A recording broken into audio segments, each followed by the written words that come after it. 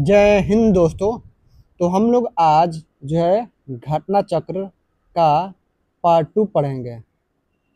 घटना चक्र का पार्ट पार्ट 2 हम लोग पढ़ेंगे। पार्ट 1 पढ़ा चुके हैं, प्लेलिस्ट में है, जाकर आप लोग देख सकते हैं।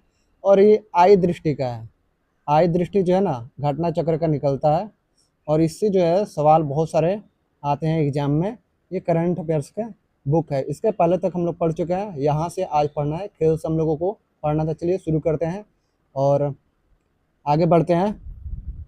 Tennis grand slam tournament French open 2026 का आयोजन कहाँ किया गया? 24 मई से 7 जून 2026 को जो है Rowland Garros stadium Paris France में किया गया है। Tennis grand slam tournament French open 2026 का आयोजन जो है कहाँ किया गया? तो 24 मई से 7 जून 2026 को Rowland Garros stadium Paris France में किया गया। फ्रेंच ओपन 2026 पुरुष एकल खिताब किसने जीता?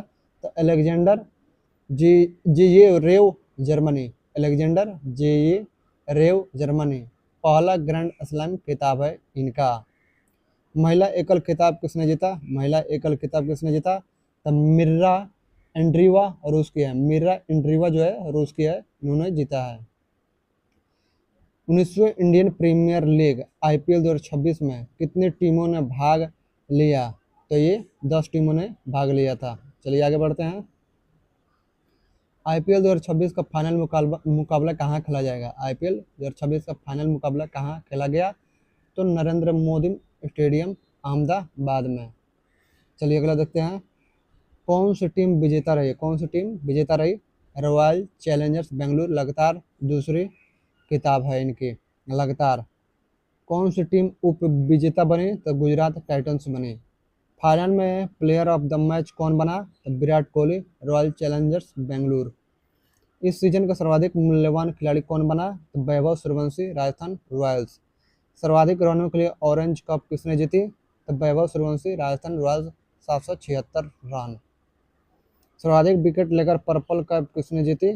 तो Kagiso Rabada, Gujarat Titans, 29 wicket. Emerging player of award किसे मिला? इमर्जिंग प्लेयर अवार्ड किसे मिला? वैभव सूर्यवंशी, राजस्थान रॉयल्स। फुटबॉल प्रतियोगिता इंडियन सुपर लीग आईएसएल 2025-26 का खिताब किस टीम ने जीता? तो ईस्ट बंगाल एफसी पहला खिताब है।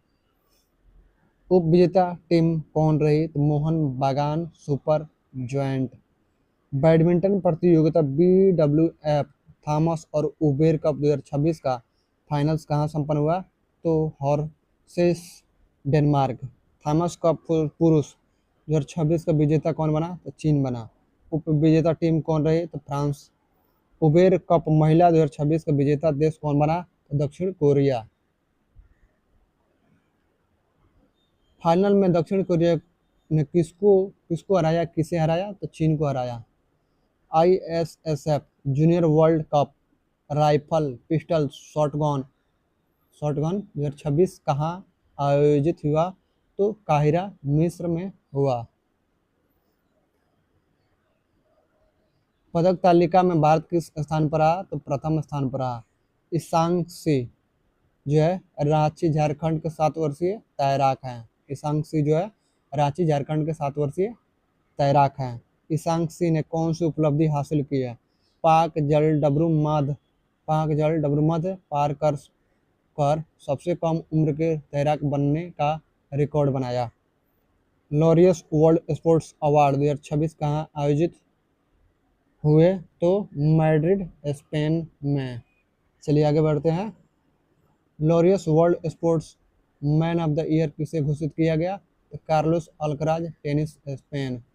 Laureus world sports woman of the year का पुरस्कार किसे मिला? इरिना सबालेंका, टेनिस बेलारूस में। विजडन क्रिकेटर्स अल्मनैक में विश्व का अग्रणी पुरुष क्रिकेटर किसे चुना गया? तो मिचेल स्टार्क, ऑस्ट्रेलिया को। बैडमिंटन एशिया चैंपियनशिप 2026 कहाँ आयोजित हुई? तो निंगबो, चीन में। पुरुष एकल का स्वर्ण पदक किसने जीता? सी यूकी चीन। फाइनल मुकाबले में हारकर किसे रजत पदक से संतोष करना पड़ा? तो Ayush Shetty, Bharat. Colonel C K Nayudu trophy elite 2025-26 का खिताब किस टीम ने जीता?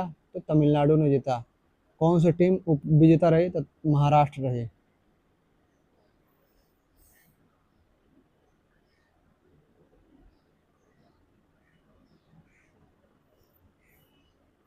रणजी ट्रॉफी 2025-26 का विजेता कौन बना? तो जम्मू और कश्मीर पहला खिताब। कौन सी टीम उप विजेता रही? तो कर्नाटक। सैफ अंडर 19 महिला चैंपियनशिप 2026 का आयोजन कहाँ हुआ? तो पोखरा नेपाल में। कौन सी टीम विजेता रही? तो भारत। तीसरा खिताब है भारत का। कौन सी टीम उप विजेता रही? तो बांग्लादेश। आईसीसी पुरुष T20 विश्व कप के 10वें संस्करण की मेजबानी किन देशों ने की? तो भारत और श्रीलंका ने। 10वें संस्करण में कुल कितने टीमों ने भाग लिया? तो 20 टीमें। किस टीम ने पुरुष T20 विश्व कप में पहली बार भाग लिया? तो इटली ने। कौन सी टीम चैंपियन बनी? तो भारत। टूर्नामेंट का सर्वश्रेष्ठ खिलाड़ी किसे घोषित किया गया? संजू सैमसन, भारत। फाइनल मैच में प्लेयर ऑफ द मैच कौन बना? जसप्रीत बुमराह, भारत। मॉस्को ओलंपिक 1980 में स्वर्ण पदक जीतने वाले किस भारतीय हॉकी टीम के खिलाड़ी का निधन हो गया? तो दविंदर सिंह गरबा। महेंद्र सिंह धोनी को किस आयोजन का गुडविल एम्बेसडर नियुक्त किया गया? Bajaj Pune grand tour 2026। Bajaj Pune grand tour 2026 किस खेल से संबंधित है? तो रोड साइकिलिंग से। बजाज पुणे ग्रैंड टूर 2026 का आयोजन कब किया गया? तो 19 से 23 जनवरी 2026 को। महिला प्रीमियर लीग WPL 2026 किसने आयोजित की? तो भारतीय क्रिकेट नियंत्रण बोर्ड BCCI ने। इस सीजन में कितने कितनी टीमों ने प्रतिस्पर्धा की? तो 5। कौन सी टीम चैंपियन बनी? Royal Challengers Bengaluru. कौन सी टीम उप विजेता रही? तो दिल्ली कैपिटल्स। इस सीजन के सर्वाधिक मूल्यवान खिलाड़ी कौन बने? Sophie Devine, Gujarat giants. Season में सर्वाधिक रन बनाने वाले किस खिलाड़ी को ऑरेंज कप प्रदान किया गया? तो Smriti Mandhana, Royal Challengers Bengaluru, 377 run.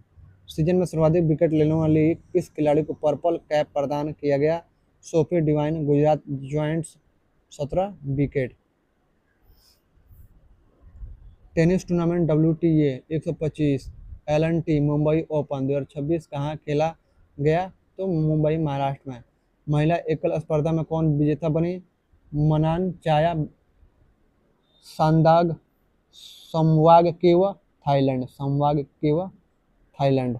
Final में किस खिलाड़ी को हार का सामना करना पड़ा? लिली टाइगर को। एशियाई इंडोर एथलेटिक्स चैंपियनशिप 2026 कहाँ संपन्न हुई? तो तियानजिन, चीन में हुआ। तियानजिन, चीन। कुल कितने देशों ने इस प्रतियोगिता में भाग लिया? तो लगभग 35 देशों ने।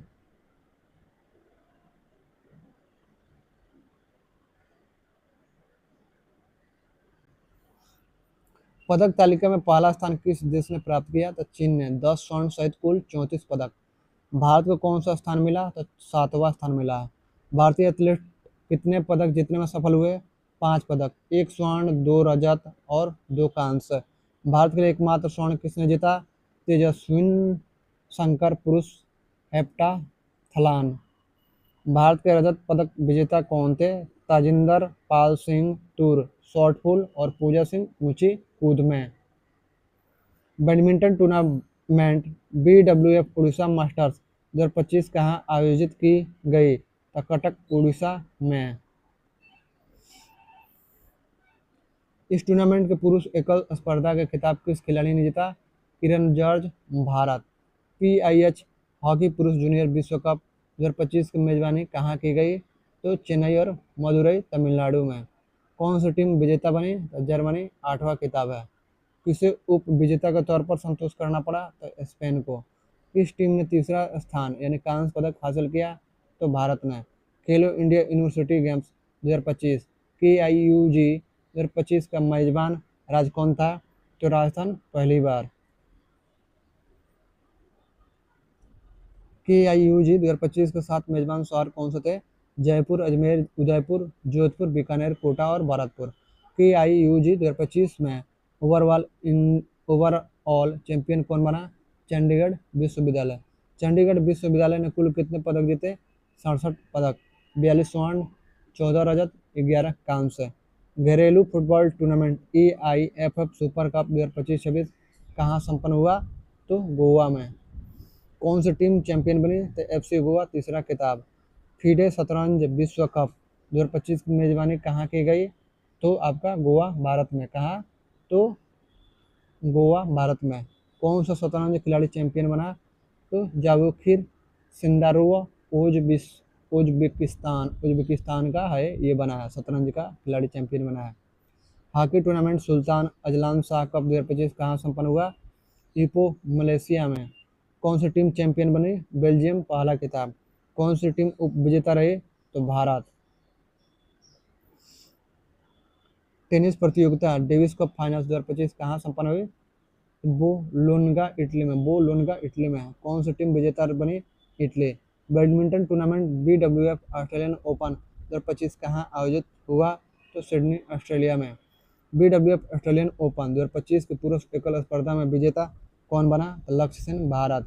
एशियाई युवा खेल 2025 कहाँ आयोजित किए गए? तो बहरीन में।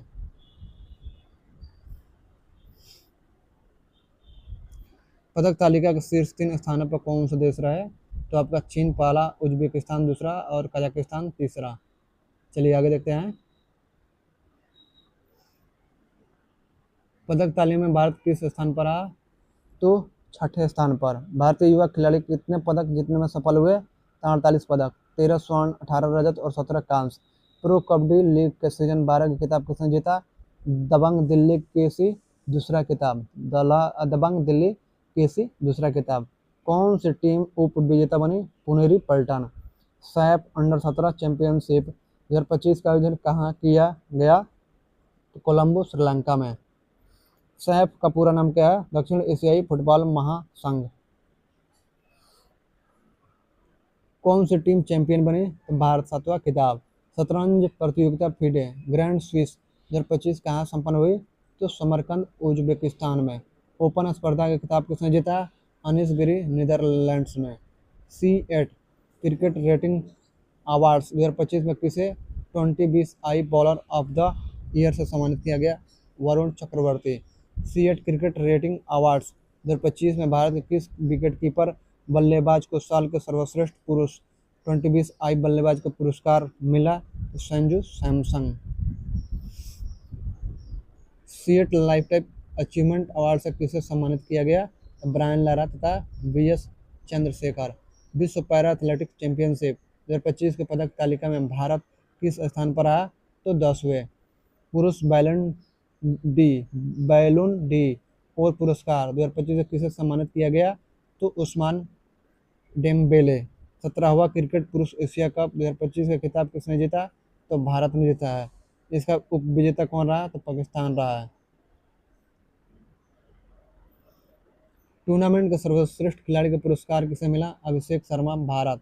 फाइनल मैच का सर्वश्रेष्ठ खिलाड़ी कौन रहा? तिलक वर्मा, भारत। पुरुष सीनियर मेंस सिलेक्शन कमेटी में हाल ही में किन 2 पूर्व क्रिकेटरों को शामिल किया गया? तो RP सिंह और प्रज्ञान ओझा। हाल ही में बंगाल क्रिकेट संघ CAB के अध्यक्ष के रूप में किसे पुनः निर्विरोध चुना गया? तो सौरभ गांगुली को। केंद्रीय गृह मंत्री अमित शाह ने भारत के सबसे बड़े और आधुनिक खेल परिसर का उद्घाटन कहाँ किया? अहमदाबाद के नारनपुरा में। केंद्रीय गृह मंत्री अमित शाह ने किस खेल परिसर का उद्घाटन किया? वीर सावरकर खेल परिसर। खेल परिसर की लागत कितनी है? तो 825 करोड़ रुपये। 2025 पुरुष हॉकी एशिया कप का 12वां संस्करण कहाँ आयोजित किया गया? तो राजगीर, बिहार में। इसमें किस देश ने खिताब जीता? तो भारत ने। उप विजेता कौन रहा? उप विजेता रहा है आपका दक्षिण कोरिया रहा है, यानी कि साउथ कोरिया। दक्षिण कोरिया उप विजेता रहा।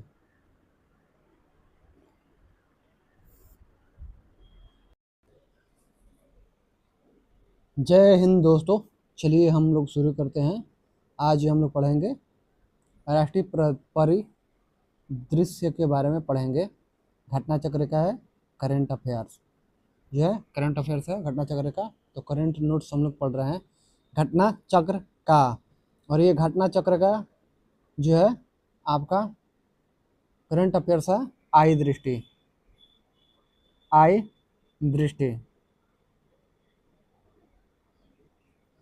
पूरे एक साल का ये पूरा करंट अफेयर्स है और ये घटना चक्र का है। तो समझ ही सकते हैं इसका कितना महत्व है। तो चलिए हम लोग शुरू करते हैं बिना देरी किए हुए।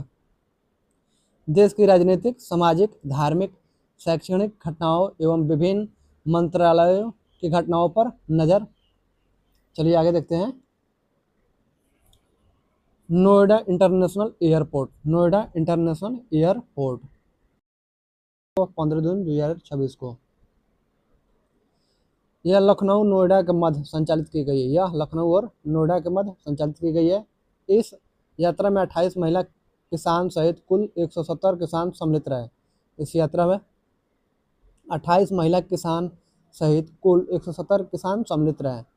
ध्यातव्य है कि प्रधानमंत्री नरेंद्र मोदी ने 28 मार्च 2026 को जेवर जनपद गौतम बुद्ध नगर में उत्तर प्रदेश की राज्यपाल आनंदीबेन पटेल तथा मुख्यमंत्री योगी आदित्यनाथ की उपस्थिति में 11,200 करोड़ रुपये की लागत से निर्मित नोएडा इंटरनेशनल एयरपोर्ट प्रथम चरण का उद्घाटन एवं कार्गो टर्मिनल का लोकार्पण किया था। इसके साथ ही उन्होंने maintenance, repair and overall MRO सुविधा का भी शिलान्यास किया। तो नोएडा इंटरनेशनल एयरपोर्ट का ध्यान रखिएगा। चलिए अगला देखते हैं हम लोग। स्मरणीय तथ्य, इसमें याद रखने वाला कौन कौन सा चीज़ है उसको थोड़ा देख लेते हैं हम लोग।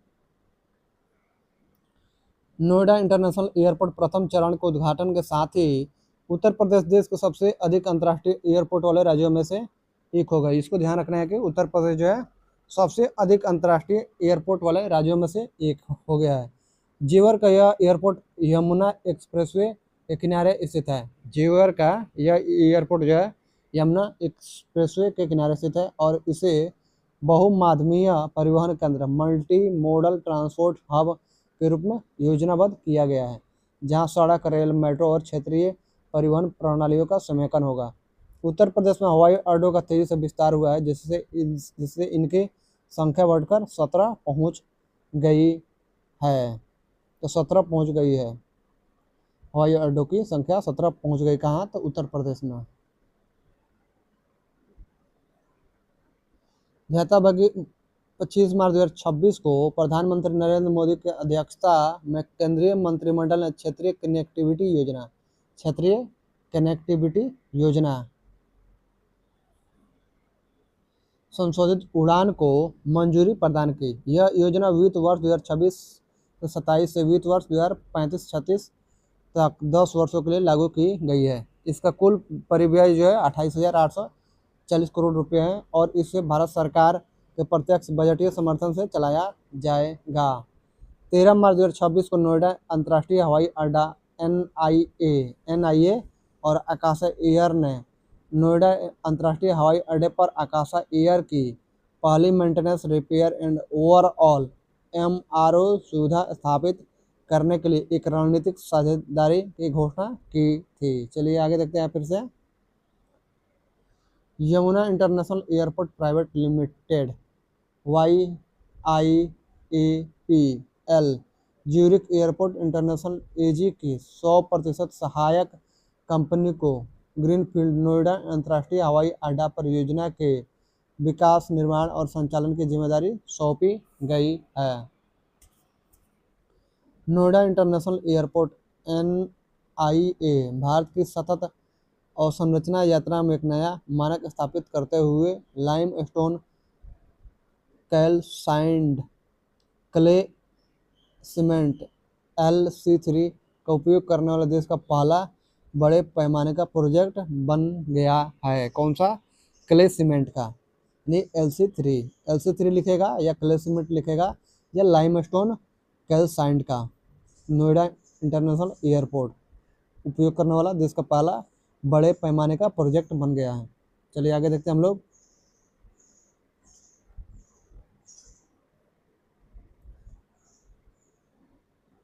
अहमदाबाद मेट्रो रेल परियोजना के चरण 2A को मंजूरी। अहमदाबाद मेट्रो रेल परियोजना के चरण 2A को मंजूरी मिली है।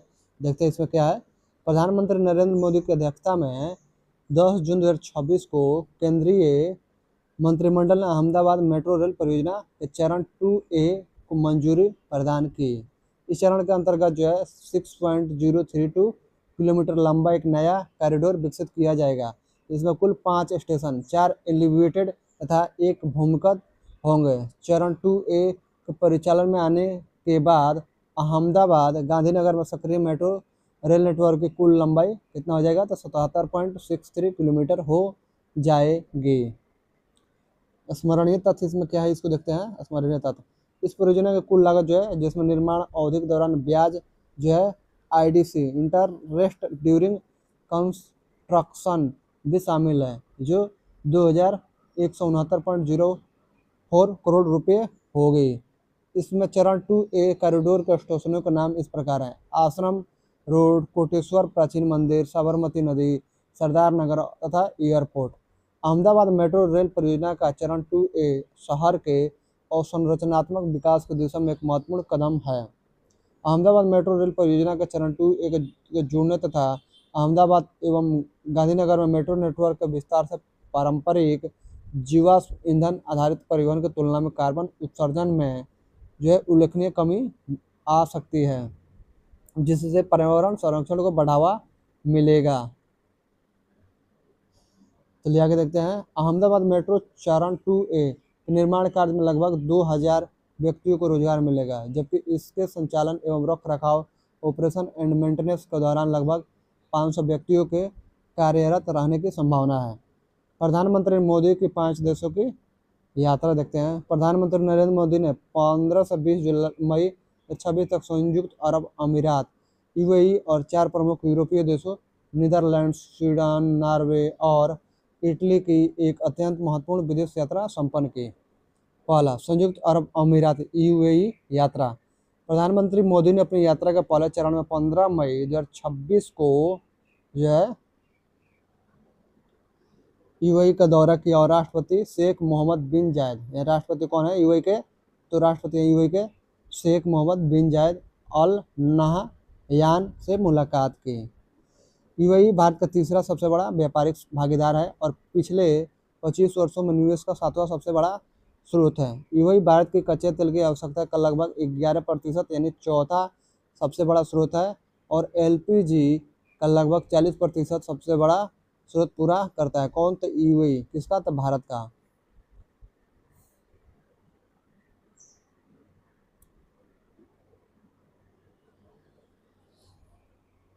यात्रा के दौरान Indian Strategic Petroleum Reserves Limited और Abu Dhabi National Oil Company के बीच सामरिक पेट्रोलियम भंडार में सहयोग पर समझौता हुआ, जिसमें भारत में 30 मिलियन बैरल तक कच्चे तेल के भंडारण, विशाखापट्टनम और चांदीखोल सुविधाओं तथा भारत में LNG एवं LPG भंडारण सुविधाओं में संभावित सहयोग शामिल है। इंडियन ऑयल और ADNOC के बीच LPG की दीर्घकालीन आपूर्ति पर भी रणनीतिक सहयोग हुआ। रक्षा औद्योगिक सहयोग के लिए रणनीतिक रक्षा साझेदारी फ्रेमवर्क अपनाया गया। कोचिन शिपयार्ड और ड्राई डॉक्स वर्ल्ड के बीच वाडिनार में जहाज मरम्मत क्लस्टर स्थापित करने का समझौता हुआ। Cochin shipyard, dry docks world और centre of excellence in maritime and shipbuilding के बीच जहाज मरम्मत कौशल विकास के लिए त्रिपक्षीय समझौता भी हुआ।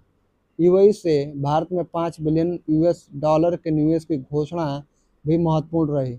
इसमें अबू धाबी इन्वेस्टमेंट अथॉरिटी और national infrastructure and investment fund द्वारा भारतीय अवसंरचना क्षेत्र में $1 बिलियन तक निवेश, एमिरेट्स एनबीडी द्वारा आरबीएल बैंक में $3 बिलियन और इंटरनेशनल होल्डिंग कंपनी द्वारा सम्मान कैपिटल में $1 बिलियन निवेश शामिल है। सीडैक भारत और G42 यूएई के सहयोग से 8 एक्सफ्लॉप यह सुपर कंप्यूटिंग क्लस्टर स्थापित करने की दिशा में भी सहमति बनी। दूसरा, नीदरलैंड्स की यात्रा।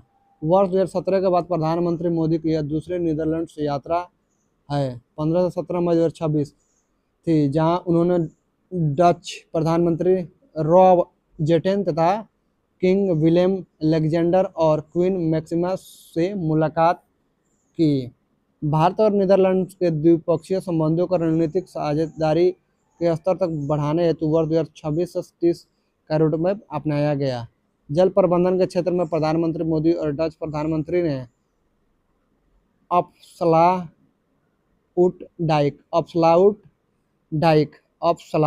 डाइक बांध का दौरा किया। किसका? तो अपस्लाउट डाइक बांध का।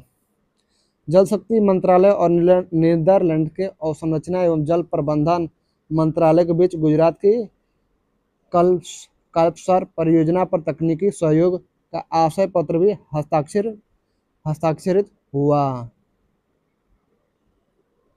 नीदरलैंड यूरोप में भारत के सबसे बड़े व्यापारिक गंतव्यों में से एक यानी कि 2024-25 में $27.8 बिलियन का व्यापार है और $55.6 बिलियन के संचयी प्रत्यक्ष विदेशी निवेश एफडीआई के साथ भारत का चौथा सबसे बड़ा निवेशक है। जल, कृषि और स्वास्थ्य WAH water, agriculture and health क्षेत्रों में सहयोग बढ़ाने पर जोर दिया गया। पश्चिमी त्रिपुरा में फूलों के लिए तथा CEAH बेंगलुरु में डेयरी प्रशिक्षण हेतु Indo Dutch centre of excellence की स्थापना का निर्णय लिया गया। नीदरलैंड्स सरकार द्वारा 11वीं सदी के चोल ताम्रपत्रों को भारत को वापस किया गया। किसके द्वारा? तो नीदरलैंड्स के द्वारा। चोल जो भी ताम्रपत्र थे ना, चोल साम्राज्य के समय के, उसको जो है वापस किया गया। किसके द्वारा? तो नीदरलैंड्स के द्वारा। किसको? तो भारत को।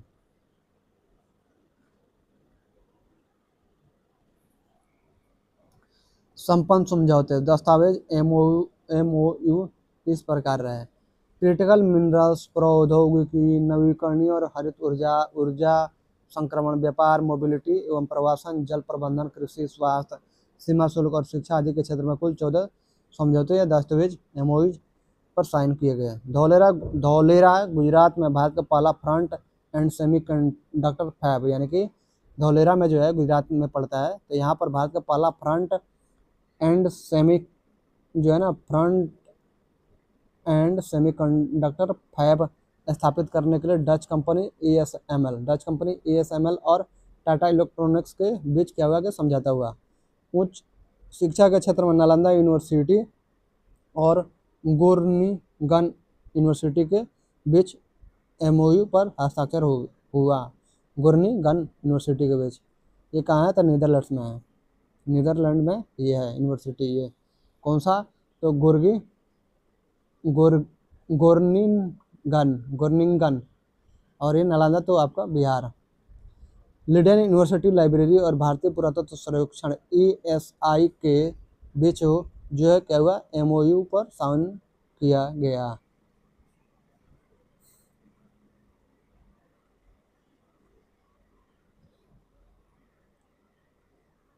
तीसरा जो स्वीडन यात्रा।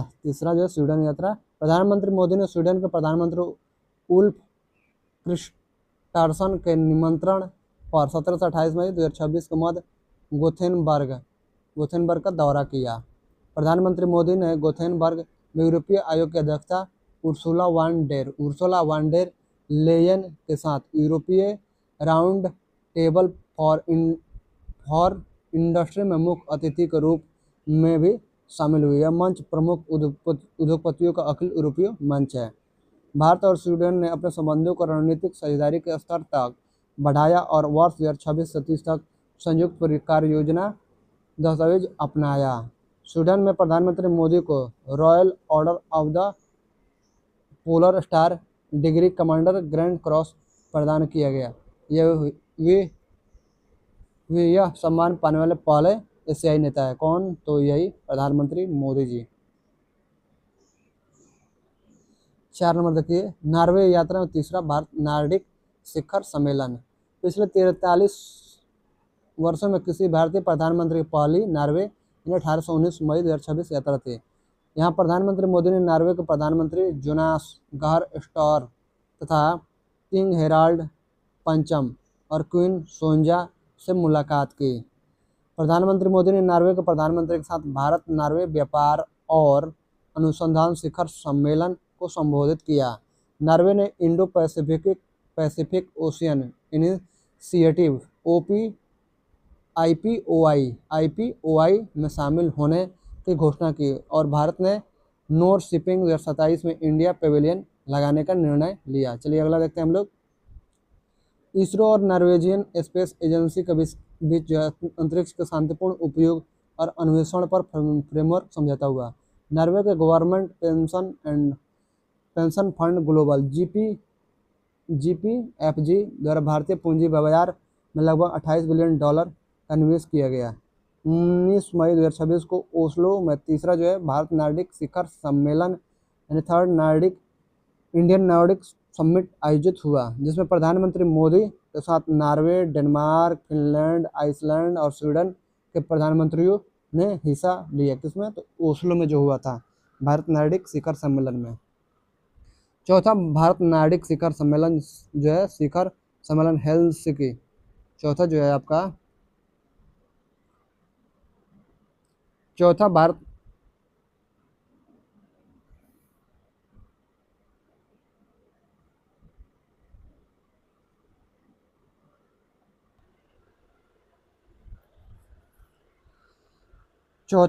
नार्डिक शिखर सम्मेलन हेलसिंकी फिनलैंड में आयोजित किया जाएगा। कौन सा? चौथा। कहाँ? तो हेलसिंकी फिनलैंड में। इटली यात्रा। प्रधानमंत्री मोदी ने 19-20 मई 2026 को मध्य रोम का दौरा किया। यह उनकी इटली की पहली द्विपक्षीय यात्रा थी। उन्होंने इटली के राष्ट्रपति सर्जियो मैट्रेला से मुलाकात की और रोम स्थित संयुक्त राष्ट्र की एजेंसी खाद्य एवं कृषि संगठन एफएओ के मुख्यालय का दौरा किया। एफएओ मुख्यालय में प्रधानमंत्री मोदी की एफएओ एग्रीकोला मेडल 2026 से सम्मानित किया गया। प्रधानमंत्री मोदी और इतालवी प्रधानमंत्री जॉर्जियो मेलोनी के मध्य हुई द्विपक्षीय वार्ता में भारत इटली संबंधों को उन्नत करके विशेष रणनीतिक साझेदारी स्पेशल स्ट्रेटेजिक पार्टनरशिप का दर्जा दिया गया। द्विपक्षीय व्यापार को वर्ष 2029 तक 20 बिलियन यूरो तक पहुंचाने का लक्ष्य रखा गया। वर्ष 2027 को भारत और इटली के बीच सांस्कृतिक और पर्यटन वर्ष year of culture and tourism के रूप में मनाने की घोषणा की गई। भारत में एक नवाचार केंद्र इनोवेट इंडिया बनाने की घोषणा हुई। हस्ताक्षरित अन्य प्रमुख दस्तावेज समझौते इस प्रकार है। क्रिटिकल मिनरल्स के क्षेत्र में सहयोग के लिए एमओयू, कृषि में सहयोग पर एमओयू, समुद्री परिवहन और बंदरगाहों पर एमओयू, गुजरात के लोथल में राष्ट्रीय समुद्री विरासत परिसर के विकास में इटली की भागीदारी के लिए एमओयू, भारत से इटली में नर्सों की गतिशीलता को सुगम बनाने हेतु संयुक्त आशय पत्र। वित्तीय अपराधों से निपटने के लिए एमओयू, भारतीय विज्ञान और प्रौद्योगिकी विभाग डीएसटी और इटली के इलेक्ट्रा सिंक्रोट्रॉन केंद्र के बीच आशय पत्र। आयुर्वेद के क्षेत्र में सहयोग पर एमओयू, उच्च शिक्षा और अनुसंधान पर इंडो इटालियन रोड मैप। चलिए आगे देखते हैं। भारत में अपराध 2024। भारत में अपराध जो है राष्ट्रीय अपराध रिकॉर्ड ब्यूरो एनसीआरबी का सबसे पुराना प्रतिष्ठित वार्षिक प्रकाशन है, जो देश में अपराध की स्थिति, अपराधियों की प्रोफाइल, पुलिस व्यवस्था तथा विभिन्न सामाजिक वर्गों विशेषकर महिलाओं, बच्चों, अनुसूचित जाति और अनुसूचित जनजाति के विरुद्ध अपराधों से संबंधित विस्तृत एवं आधिकारिक आंकड़े प्रस्तुत करता है। वर्ष 1953 से प्रकाशित यह रिपोर्ट वर्तमान में साइबर अपराध, मानव तस्करी, आर्थिक अपराध, पुलिस अवसंरचना तथा अन्य उभरती अपराध प्रवृत्तियों पर व्यापक जानकारी उपलब्ध कराती है। स्मरणीय तथ्य, राष्ट्रीय अपराध रिकॉर्ड ब्यूरो द्वारा मई 2026 में भारत में अपराध 2024 रिपोर्ट जारी की गई। वर्ष 2024 में कुल जो है आपका 58,85,867 संज्ञेय अपराध दर्ज किए गए, जिनमें 35,44,608 भारतीय दंड संहिता आईपीसी और भारतीय न्याय संहिता बीएनएस के अंतर्गत जो है 23,41,259 विशेष एवं स्थानीय कानूनों एसएलएल के अंतर्गत दर्ज अपराध शामिल है। यह संख्या वर्ष 2023 में दर्ज जो है 62,41,559 मामलों की तुलना में जो है 3,55,702 मामले यानी 6.04% की कमी को दर्शाती है, यानी 6% की कमी को दर्शाती है।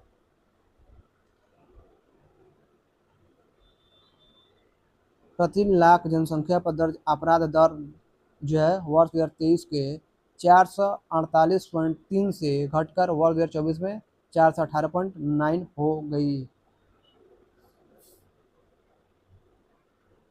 वर्ष 2024 के दौरान आईपीसी और बीएनएस के अंतर्गत दर्ज मामलों में 5.8% तथा एसएलएल के अंतर्गत दर्ज मामलों में 5.5% की कमी दर्ज की गई।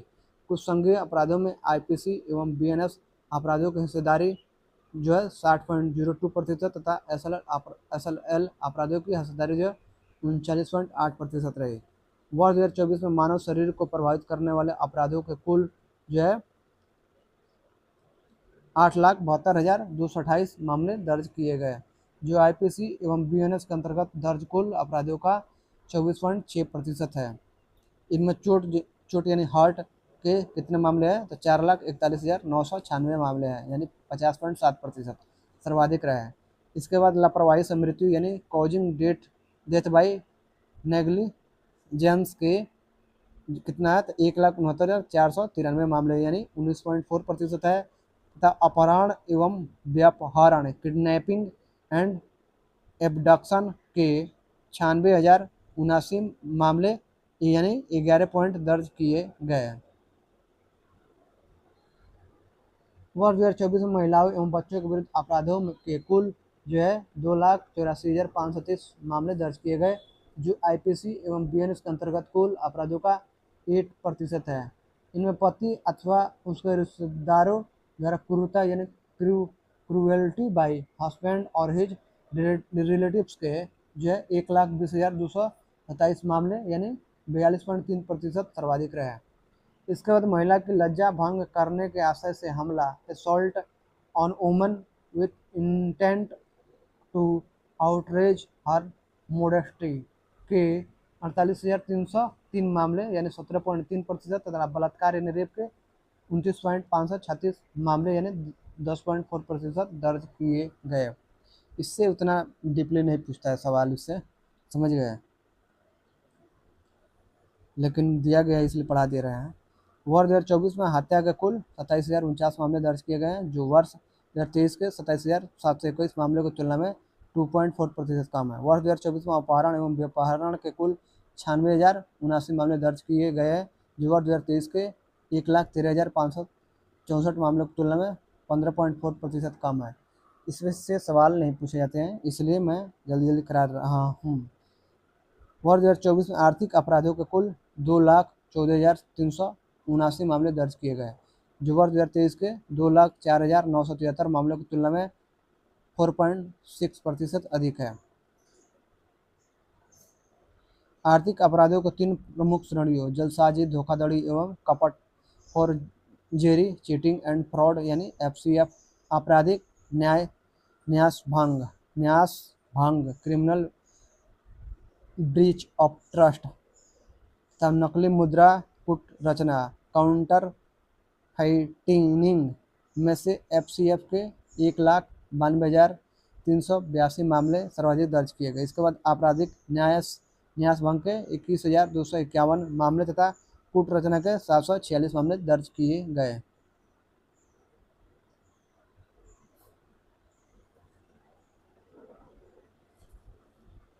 वर्ष 2024 में साइबर अपराध के कुल जो है 1,01,928 मामले दर्ज किए गए।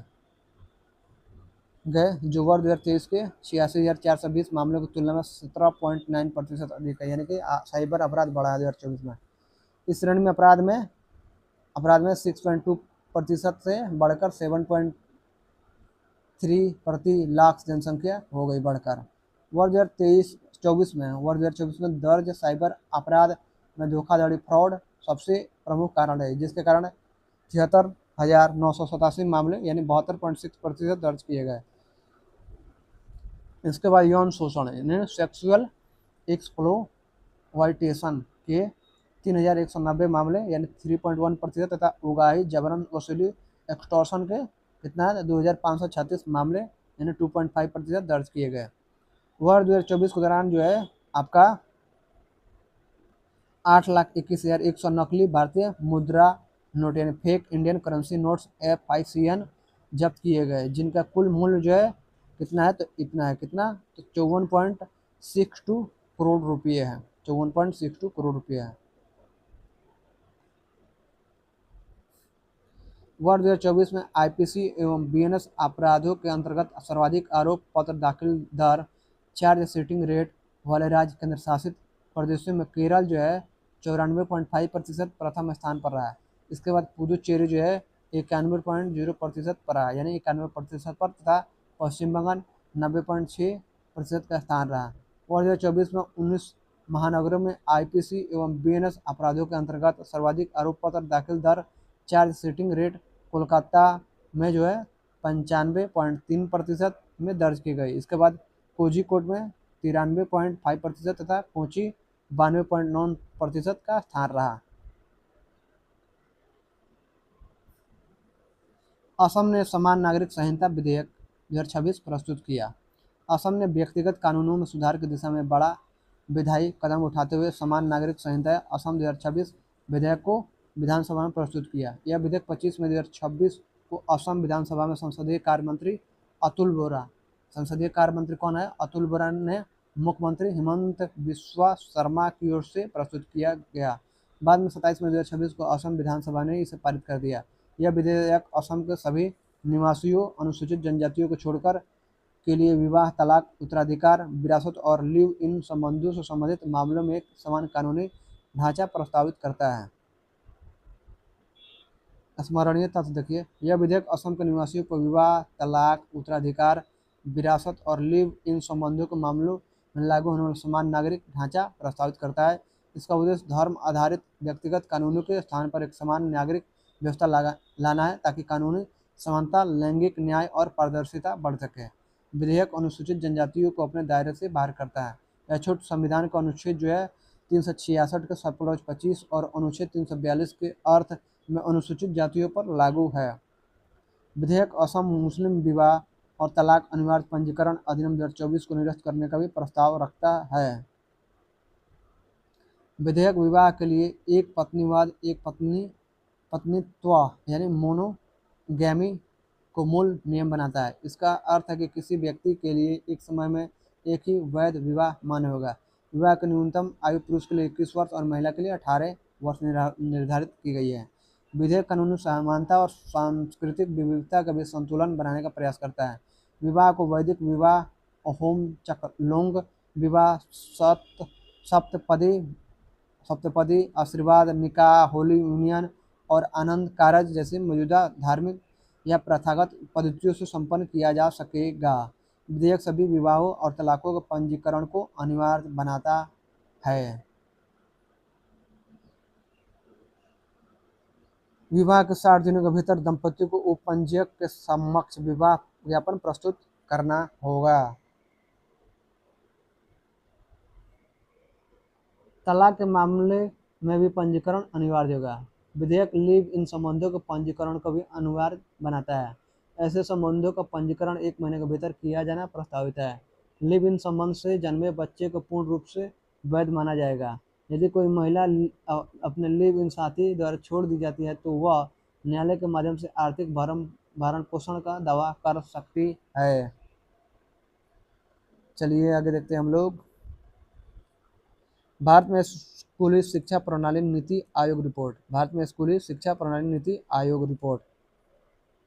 नीति आयोग द्वारा मई 2026 में जारी school education system in India temporal analysis and policy roadmap for quality enhancement शीर्षक रिपोर्ट भारत की स्कूली शिक्षा प्रणाली की वर्तमान स्थिति की समीक्षा करती है। रिपोर्ट यह स्कूली शिक्षा में प्रमुख चुनौतियों की पहचान करती है और चरणबद्ध क्रियान्वयन रोड मैप के साथ नीतिगत हस्तक्षेपों की सिफारिश करती है। राष्ट्रीय शिक्षा नीति 2020 इस रिपोर्ट की मुख्य पृष्ठभूमि है। इस नीति के पुराने 10+2 ढांचे के स्थान पर 5+3+3+4 पाठ्यचर्या ढांचा प्रस्तावित किया, जिसमें 3 से 18 वर्ष तक की आयु को सीखने के अलग अलग चरणों से जोड़ा गया है। पता नहीं कब लागू होगा, 2020 से ही चल रहा है।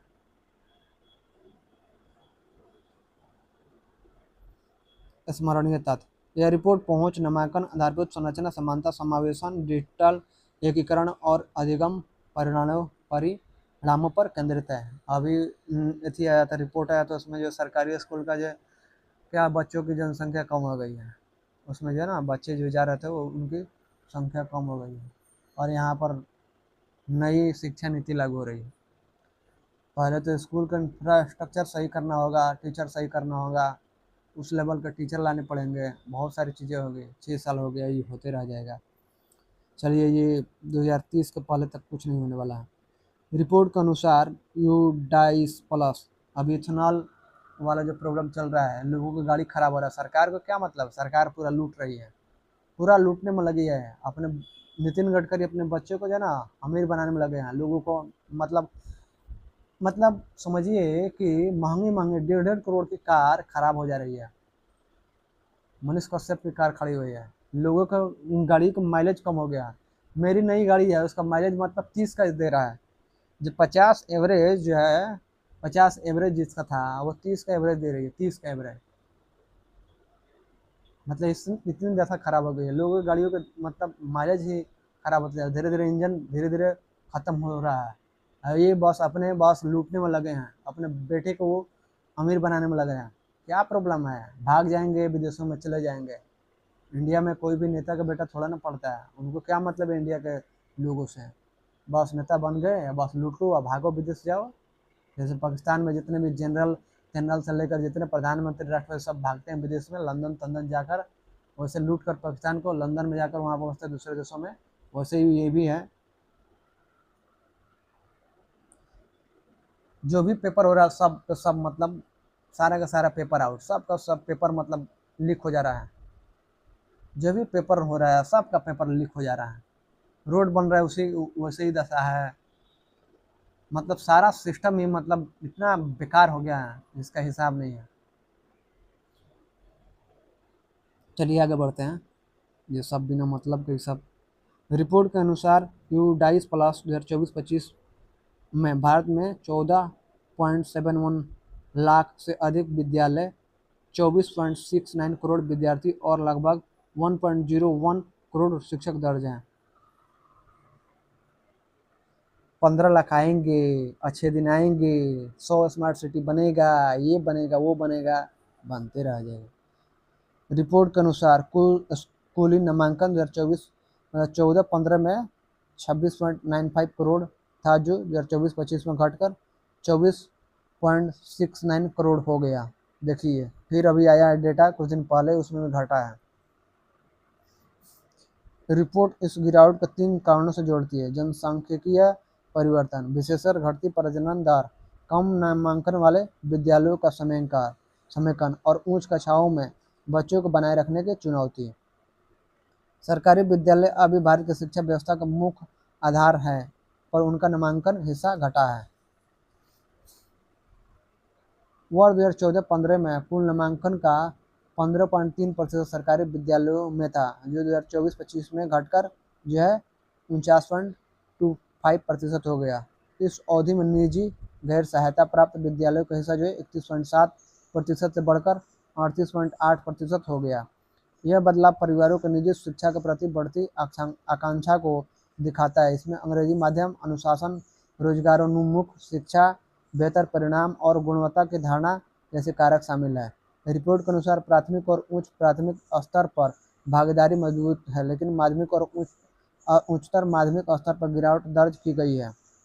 कक्षा 10 के बाद गिरावट सबसे अधिक है। इसके कारण केवल पढ़ाई की कठिनाई नहीं है, आर्थिक दबाव, दूरी, परिवहन, फीस, विषय उपलब्धता, ठीक है, उपलब्धता, सामाजिक सुरक्षा, बाल श्रम, घरेलू जिम्मेदारी और कमजोर आधारभूत सीखने की क्षमता भी बच्चों को विद्यालय से बाहर करती है।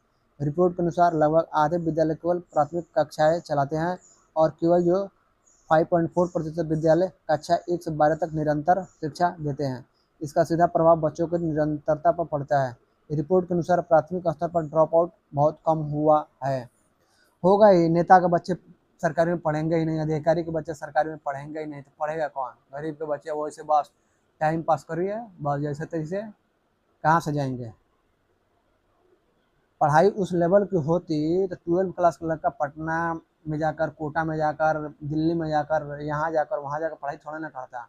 अगर पहले +2 तक पहले उस लेवल की पढ़ाई होती थी, बहुत कम लोग जो बाहर जाकर पढ़ते थे। अब देखिए ना,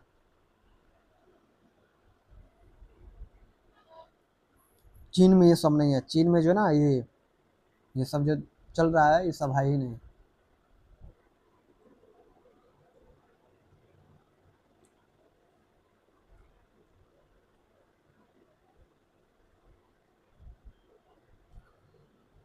वर्ष 2024-25 में प्राथमिक स्तर पर ड्रॉप आउट दर 0.3%, उच्च प्राथमिक स्तर पर 3.3%, 3.5% और माध्यमिक स्तर पर 11.5% रहे।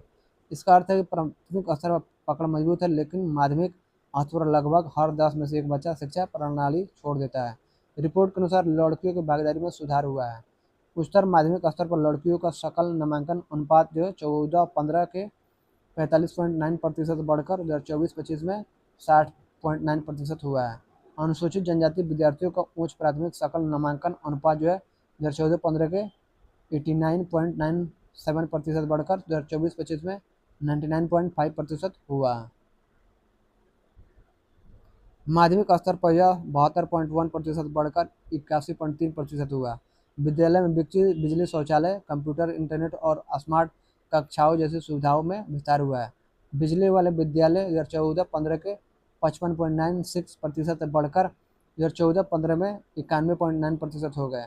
कंप्यूटर सुविधा वाले विद्यालय जो है 26.42% बढ़कर 64.7% हुए, जबकि इंटरनेट सुविधा 8.0%, 8.05% बढ़कर 6.63.5% हुई। रिपोर्ट के अनुसार यूडाइस 2024-25 में देश में जो है कितना, तो आपका 1,04,125 एकल शिक्षक विद्यालय है, जिनमें जो है 33.76 लाख से अधिक विद्यार्थी पढ़ते हैं। ऐसे विद्यालयों में एक ही शिक्षक को कई कक्षाएं, प्रशासनिक कार्य, रिकॉर्ड, अभिभावक संपर्क और अन्य जिम्मेदारियां संभालनी पड़ती है।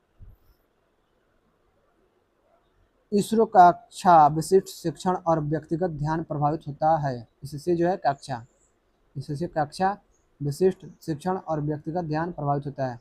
रिपोर्ट 13 व्यापक सिफारिशें देती है। इनमें 8 प्रणालीगत और 5 शैक्षणिक सिफारिशें शामिल हैं। 8 प्रणालीगत सिफारिशें विद्यालय संरचना में सुधार, समेकित विद्यालय आधारभूत ढांचा, शासन सुधार, समाज व्यापी दृष्टिकोण, स्कूल प्रबंधन समिति, शिक्षा तैनाती, डिजिटल ब्रॉडकास्ट शिक्षा और समावेशन से जुड़ी है। 5 शैक्षणिक सिफारिशें जो है शिक्षण पद्धति, मूल्यांकन, आधारभूत अधिगम, विद्यार्थी कल्याण, व्यावसायिक शिक्षा, प्रारंभिक बाल्यावस्था शिक्षा और कृत्रिम बुद्धिमत्ता के जिम्मेदार उपयोग से जुड़ी है।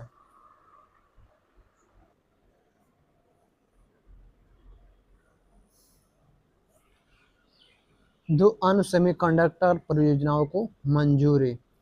प्रधानमंत्री नरेंद्र मोदी की अध्यक्षता में 5 मई 2026 को केंद्रीय मंत्रिमंडल ने इंडिया सेमीकंडक्टर मिशन (ISM) के तहत 2 और सेमीकंडक्टर परियोजनाओं को मंजूरी प्रदान की है।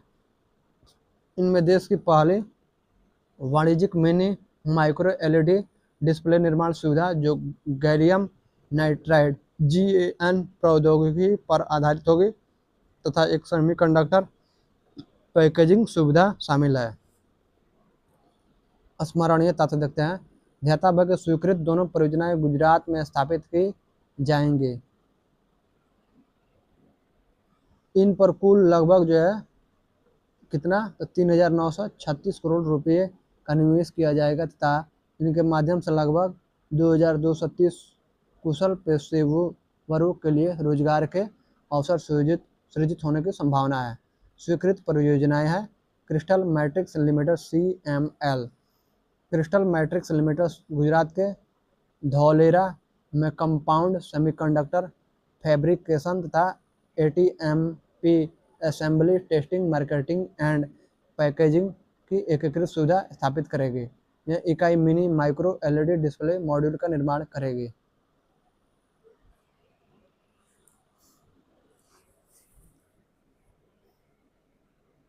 इस परियोजना की प्रस्तावित वार्षिक उत्पादन क्षमता, mini micro LED display panel जो है 72,000 वर्ग metre, mini micro LED GaN epitaxy wafer जो है 24,000 RGB वेफर सेट। इन उत्पादों का उपयोग निम्न क्षेत्रों में किया जाएगा: टीवी एवं साइनेज, वाणिज्यिक डिस्प्ले हेतु बड़े डिस्प्ले, टैबलेट, स्मार्टफोन तथा वाहन आधारित डिस्प्ले हेतु मध्यम आकार के display, arrow extended reality XR चश्मों एवं स्मार्ट वॉच के लिए माइक्रो डिस्प्ले। 2 नंबर देखिए, सूची सेमिकॉन प्राइवेट लिमिटेड SSPL। सूची सेमिकॉन प्राइवेट लिमिटेड गुजरात के सूरत में एक आउटसोर्स्ड सेमीकंडक्टर असेंबली एवं टेस्ट OSAT सुविधा स्थापित करेगी, जहां डिस्क्रीट सेमीकंडक्टरों का निर्माण किया जाएगा। इस परियोजना के प्रस्तावित उत्पादन क्षमता जो है आपका कितना है, 10.3320 मिलियन चिप्स प्रति वर्ष है। इन उत्पादों का प्रमुख उपयोग क्षेत्र है जो है power electronics, analog, integrated circuit, ICS, औद्योगिक प्रणालियाँ। ये उत्पाद जो है मुख्य रूप से निम्नलिखित बाजारों की आवश्यकताओं को पूरा करेंगे: ऑटोमोबाइल क्षेत्र, औद्योगिक स्वचालन, उपभोक्ता इलेक्ट्रॉनिक्स। इन दो नई स्वीकृतियों के साथ भारत में सेमीकंडक्टर पारिस्थितिकी तंत्र को महत्वपूर्ण बढ़ावा मिलेगा। अब इंडिया सेमीकंडक्टर मिशन ISM के अंतर्गत स्वीकृत परियोजनाओं की कुल संख्या 12 हो गई है, जिनमें लगभग 1.64 लाख करोड़ रुपये का संचयी निवेश प्रस्तावित है। 3 जून 2026 को उत्तर प्रदेश मंत्रिपरिषद ने उत्तर प्रदेश सेमीकंडक्टर नीति 2024 के विभिन्न प्रस्तरों में निहित व्यवस्थाओं को संशोधित किए जाने के प्रस्ताव को अनुमोदित किया है। प्रदेश में सेमीकंडक्टर क्षेत्र के निवेशकों को निवेश अनुकूल नीतिगत सहयोग, अन्य राज्यों से प्रतिस्पर्धा तथा इंडिया सेमीकंडक्टर मिशन से सामंजस्य के आलोक में यह संशोधन प्रस्तावित है। इसके अंतर्गत राज्य सरकार पर कोई अतिरिक्त व्ययभार निहित नहीं है। भारत के प्रथम सेमीकंडक्टर फैब्रिकेशन प्लांट वाणिज्य एवं उद्योग मंत्रालय जो है द्वारा 9 अप्रैल 2026 को गुजरात के धोलेरा में Tata semiconductor manufacturing private limited TSMPL के लिए एक विशेष आर्थिक क्षेत्र यानी SEZ अधिसूचित किया गया। यह भारत का पहला प्रथम जो सेमीकंडक्टर फैब्रिकेशन प्लांट फैब है।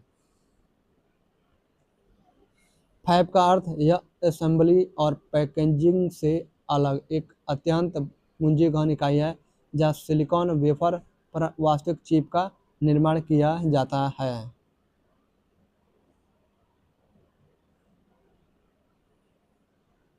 ध्यातव्य है कि 12 अगस्त 2025 को केंद्रीय मंत्रिमंडल ने 4 सेमीकंडक्टर परियोजनाओं को स्वीकृति प्रदान की थी। नई स्वीकृत 4 परियोजनाएं हैं: 6M Continental Device India Private Limited CDIL, 3D Glass Solutions Inc और Advance system in Package ASIP Technologies. 6M और 3D ग्लास का प्लांट उड़ीसा में लगाया जाएगा, CDIL पंजाब में और ASIP आंध्र प्रदेश में लगाया जाएगा।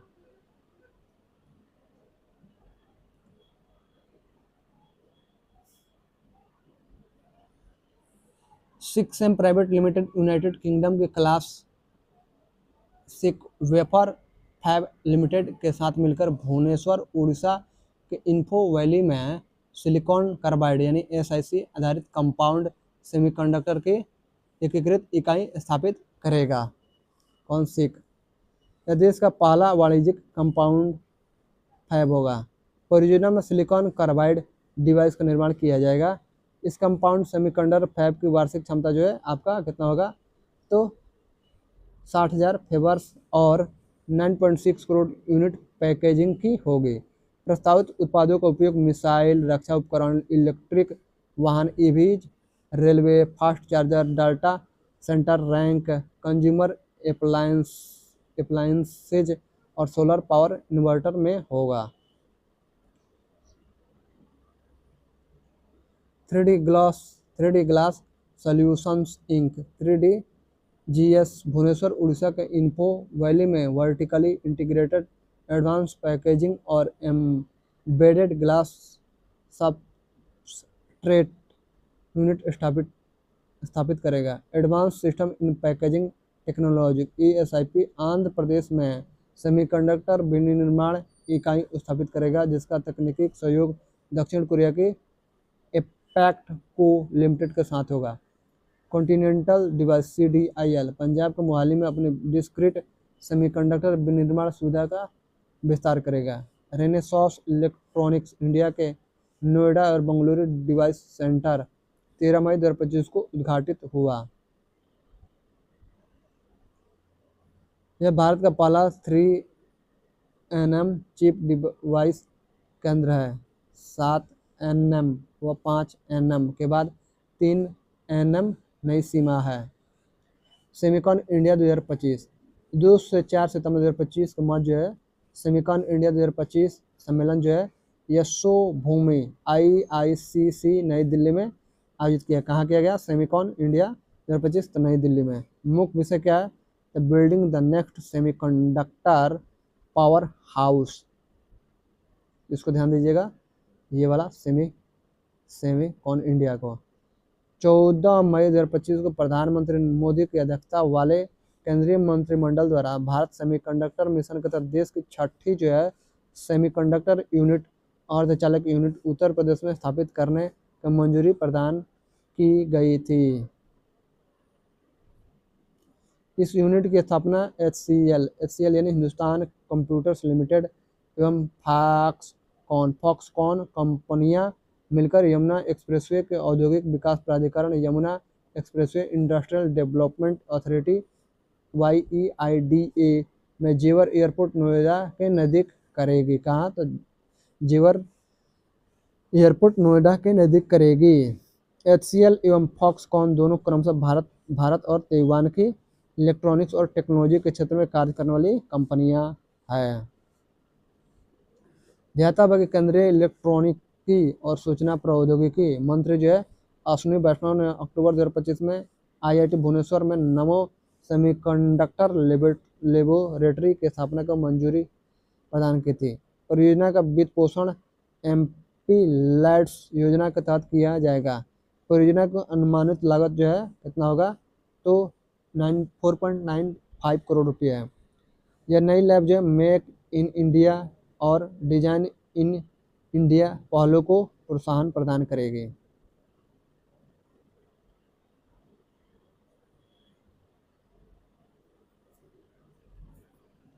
चलिए हम लोग आगे अब बढ़ते हैं। निर्वाचन आयोग ने विशेष गहन पुनरीक्षण चरण 2 की घोषणा की। भारत निर्वाचन आयोग ने 14 मई 2026 को विशेष गहन पुनरीक्षण SIR स्पेशल इंटेंसिव रिवीजन के चरण 3 को 16 राज्यों और 3 केंद्र शासित प्रदेशों में लागू करने का निर्देश दिया है। पहले समूह जो है उड़ीसा, मिजोरम, सिक्किम और मणिपुर में घर घर गणना चरण चल रहा है, जिसकी अवधि 30 मई से 28 जून 2026 तक है। स्मरणीय तथ्य जो है विशेष गहन पुनरीक्षण यानी SIR मतदाता सूची की गहरी जांच की प्रक्रिया है। चलिए आगे हम लोग देखते हैं। इसमें बूथ स्तर अधिकारी BLO यानी बूथ लेवल ऑफिसर घर घर जाकर मतदाताओं के विवरण का सत्यापन करते हैं। इसका उद्देश्य यह देखना है कि पात्र नागरिकों के नाम सूची में रहे और मृत स्थानांतरित दोहरी या गलत प्रविष्टियां हटाई जा सके। समान विशेष संक्षिप्त पुनरीक्षण SSR स्पेशल समरी रिवीजन में प्रायः नाम जोड़ने, हटाने और सुधारने पर बल होता है। इसके विपरीत गहन पुनरीक्षण में सूची को नए सिरे से जांचने जैसा व्यापक कार्य किया जाता है। निर्वाचक पंजीकरण नियम 1960 के नियम 25 के अनुसार धारा 21 के सब 3 के अंतर्गत आयोग को नामावली को गहन, संक्षिप्त या आंशिक रूप से दोनों ढंग से पुनरीक्षित करने की अनुमति देता है। SIR का मुख्य आधार जो संविधान का अनुच्छेद 324 लोक प्रतिनिधित्व अधिनियम 1950 की धारा 21 का सब 3 और निर्वाचक पंजीकरण नियम 1960 है। अनुच्छेद 324 निर्वाचन आयोग को चुनावों और निर्वाचक नामावलियों के अधीक्षण, निर्देशन और नियंत्रण की शक्ति देता है। अनुच्छेद 326 के अनुसार जो 18 वर्ष या इससे अधिक आयु का भारतीय नागरिक यदि विधि द्वारा अयोग्य नहीं है तो मतदाता के रूप में पंजीकरण का अधिकारी है। लोक प्रतिनिधित्व अधिनियम 1950 की धारा 21 निर्वाचन नामावली की तैयारी और पुनरीक्षण से जुड़ी है। इसी कानून में यह भी कहा गया है कि कोई व्यक्ति एक से अधिक निर्वाचन क्षेत्रों में या एक ही निर्वाचन क्षेत्र में एक से अधिक बार मतदाता के रूप में पंजीकृत नहीं हो सकता। सर्वोच्च न्यायालय ने 27 मई 2026 का निर्णय में माना कि SIR धारा 21 का सब 3 और अनुच्छेद 324 से जुड़ी प्रक्रिया है। न्यायालय ने यह भी कहा कि SIR लोक प्रतिनिधित्व अधिनियम और 1960 के नियमों से सीधे टकराव में नहीं है यदि इसे नोटिस, सुनवाई और अपील जैसी प्रक्रिया सुरक्षाओं के साथ चलाया जाए।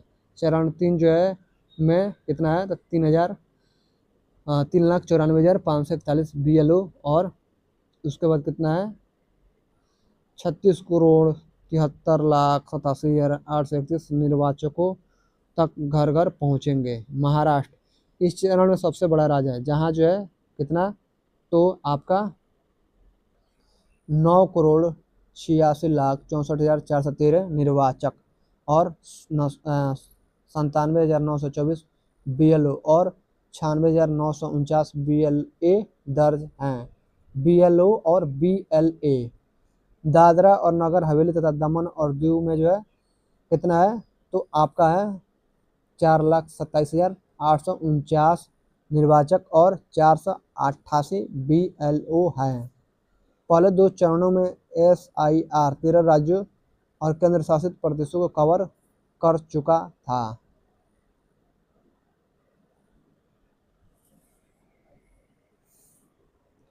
आयोग के अनुसार उन चरणों में लगभग 59 करोड़ निर्वाचक 6.3 लाख से अधिक BLO और 9.2 लाख से अधिक BLA शामिल हुए थे।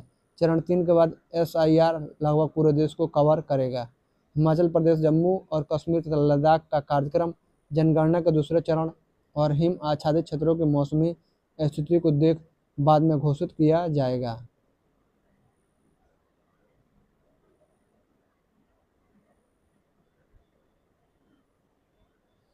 BCCI RTI अधिनियम के अंतर्गत लोक प्राधिकरण नहीं है।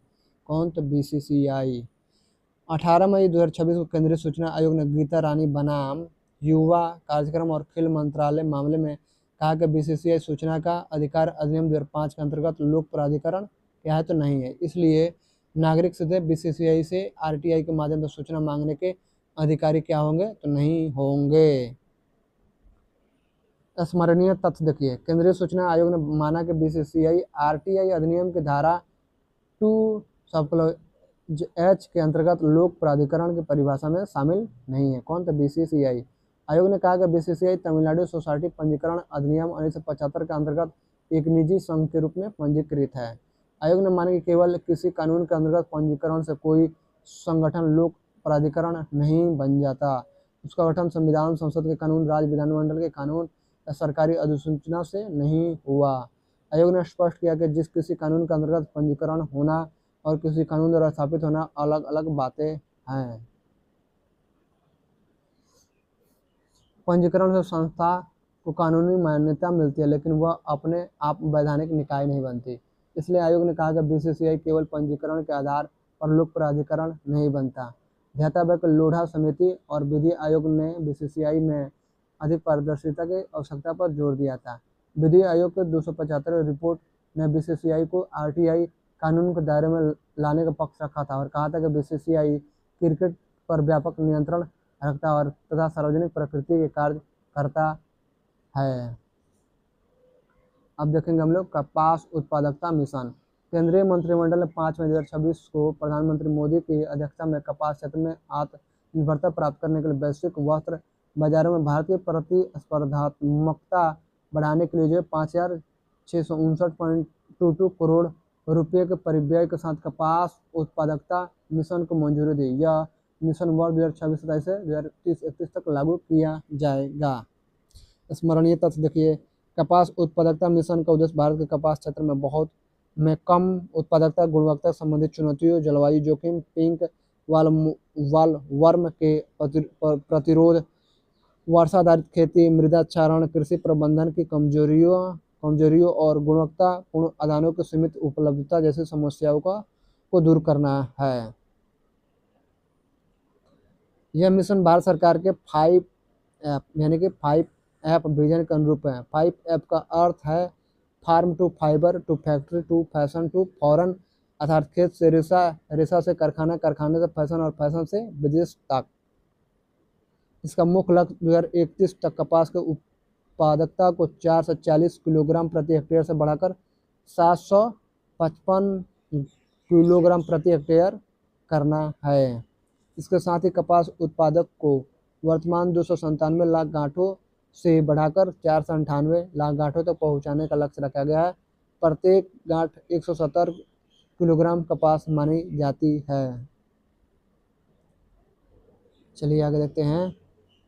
इस मिशन से लगभग 32 लाख किसानों को लाभ मिलने की संभावना है। भारत वैश्विक कपास उत्पादन में 21% से अधिक हिस्सेदारी रखता है। देश में 114.47 लाख हेक्टेयर से अधिक क्षेत्र में कपास की खेती होती है। इसलिए कपास क्षेत्र लाखों किसानों की आजीविका और भारत के वस्त्र उद्योग दोनों के लिए अत्यंत महत्वपूर्ण है। इस मिशन का प्रमुख उद्देश्य रोग और कीट प्रतिरोधी उच्च उपज वाले किस्मों के बीजों का विकास करना है। इसके अंतर्गत अधिक उच्च उपज देने वाले जलवायु प्रतिरोधी और कीट प्रतिरोधी बीज विकसित किए जाएंगे। कृषि अनुसंधान एवं शिक्षा विभाग के अंतर्गत 555.05 करोड़ रुपये की लागत से अनुसंधान उपायों के माध्यम से कपास की उत्पादकता और उत्पादन बढ़ाने पर बल दिया जाएगा। कृषि एवं किसान कल्याण विभाग के अंतर्गत जो है 38.04.17 करोड़ रुपये की लागत से नवीनतम फसल उत्पादन प्रौद्योगिकियों का व्यापक विस्तार किया जाएगा। मिशन के प्रारंभिक चरण में 14 प्रमुख कपास उत्पादक राज्यों के 140 जिलों पर ध्यान केंद्रित किया जाएगा। इन जिलों में लगभग 24 लाख हेक्टेयर क्षेत्र को कवर किया जाएगा।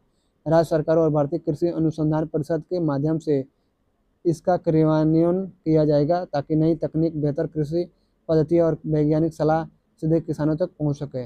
मिशन का क्रियान्वयन कृषि एवं किसान कल्याण मंत्रालय और वस्त्र मंत्रालय द्वारा किया जाएगा। इसमें भारतीय कृषि अनुसंधान परिषद का 10 संस्थान, वैज्ञानिक एवं औद्योगिक अनुसंधान परिषद का 1 संस्थान और प्रमुख कपास उत्पादक राज्यों के विभिन्न राज्य कृषि विश्वविद्यालयों में कार्यरत अखिल भारतीय समन्वित अनुसंधान परियोजना के 10 केंद्र शामिल क्या होंगे तो होंगे। मिशन के अंतर्गत 2000 जिनिंग और प्रसंस्करण कारखानों पर फोकस तथा आधुनिकीकरण को बढ़ावा दिया जाएगा। कपास अपशिष्ट की रिसाइकलिंग और सर्कुलर अर्थव्यवस्था को भी मिशन में महत्व दिया गया है। सिक्किम भारत की पहली कागज रहित राज्य न्यायपालिका। सिक्किम जो है भारत की पहली कागज रहित राज्य न्यायपालिका के बारे में पढ़ते हैं।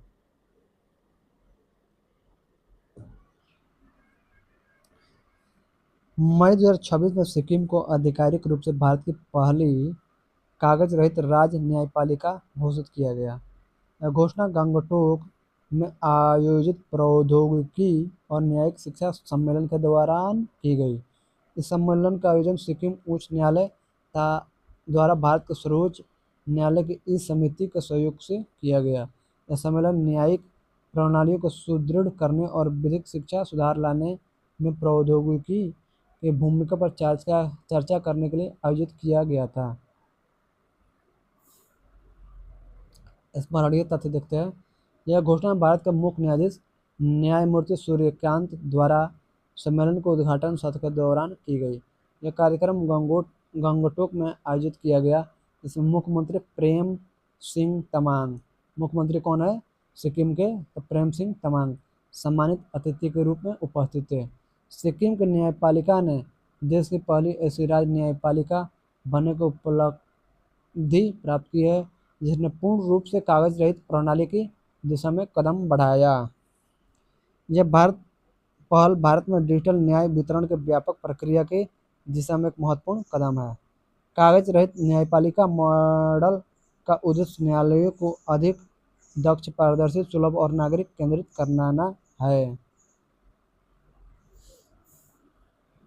कागज रहित न्यायपालिका का अर्थ है कि न्यायालयी प्रक्रियाओं को भौतिक कागज आधारित अभिलेखों से डिजिटल प्रणालियों में स्थानांतरित किया जाए।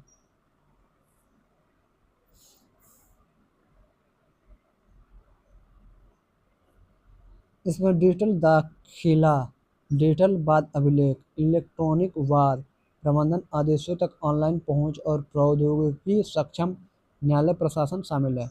भारत के मुख्य न्यायाधीश ने रेखांकित किया कि प्रौद्योगिकी न्याय तक पहुंच में भौगोलिक बाधाओं को दूर करने में सहायता कर रही है। सिक्किम जैसे पहाड़ी और दुर्गम क्षेत्रों में न्यायालयों तक भौतिक पहुंच ऐतिहासिक रूप से कठिन रही है। डिजिटल प्रणालियां लोगों को न्यायालय संबंधी कार्यों के लिए लंबी दूरी तय करने की आवश्यकता को कम कर सकती है। कागज रहित न्यायपालिका पहल भारत के व्यापक न्यायिक डिजिटलीकरण प्रक्रिया का हिस्सा है। सम्मेलन में न्यायिक प्रणाली में कृत्रिम बुद्धिमत्ता के बढ़ते उपयोग पर क्या की गई है, चर्चा की गई है। सुपैस और सुवास जैसे कृत्रिम बुद्धिमत्ता उपकरणों को महत्वपूर्ण प्रौद्योगिकीय नवाचारों के रूप में रेखांकित किया गया। सुपेस और सुवास। सुपेस न्यायिक अनुसंधान और वाद संबंधी सहायता में मदद करता है और सुवास जो है न्यायिक दस्तावेज को अनुवाद में सहायता करता है और भाषा सुलभता को बेहतर बनाता है। सर्वोच्च न्यायालय ने वन केस वन डाटा और सुसहायक का शुभारंभ किया।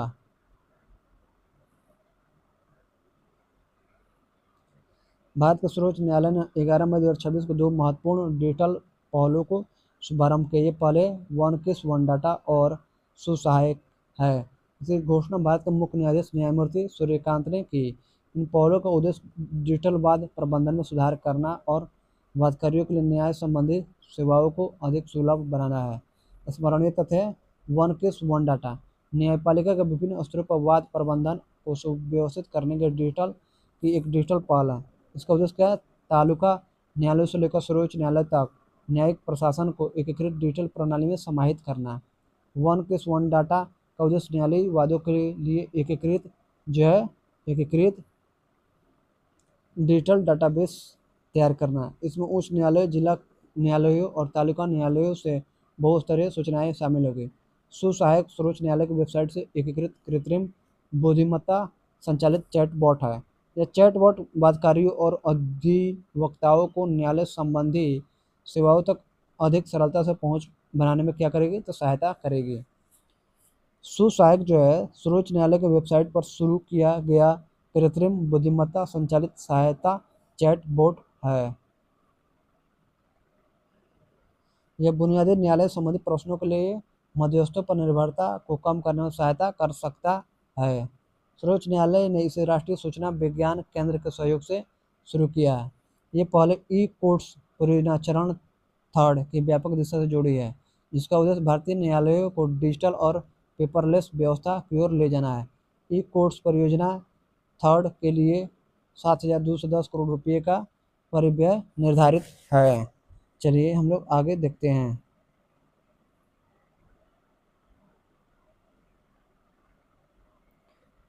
राष्ट्रीय सम्मान कानून के अंतर्गत वंदे मातरम। जो राष्ट्रीय सम्मान कानून के अंतर्गत वंदे मातरम। केंद्रीय मंत्रिमंडल ने 5 मई 2026 को राष्ट्रीय गौरव अपमान निवारण अधिनियम 1971 में संशोधन की स्वीकृति दी है। किसको? तो राष्ट्रीय गौरव अपमान निवारण अधिनियम 1971 में संशोधन की स्वीकृति दी है। किसने? तो केंद्रीय मंत्रिमंडल ने। प्रस्तावित संशोधन का उद्देश्य राष्ट्रीय गीत वंदे मातरम के अपमान या उसके गायन में बाधा को दंडनीय अपराध बनाना है। स्मरणीय तथ्य क्या है, इसके बारे में देखते हैं। प्रस्तावित संशोधन वंदे मातरम को राष्ट्रीय गौरव अपमान निवारण अधिनियम 1971 के विधिक ढांचे के अंतर्गत लाएगा। इसके अंतर्गत वंदे मातरम के किसी भी अपमान या उसके गायन में जानबूझकर बाधा को दंडनीय बनाया जाना प्रस्तावित है।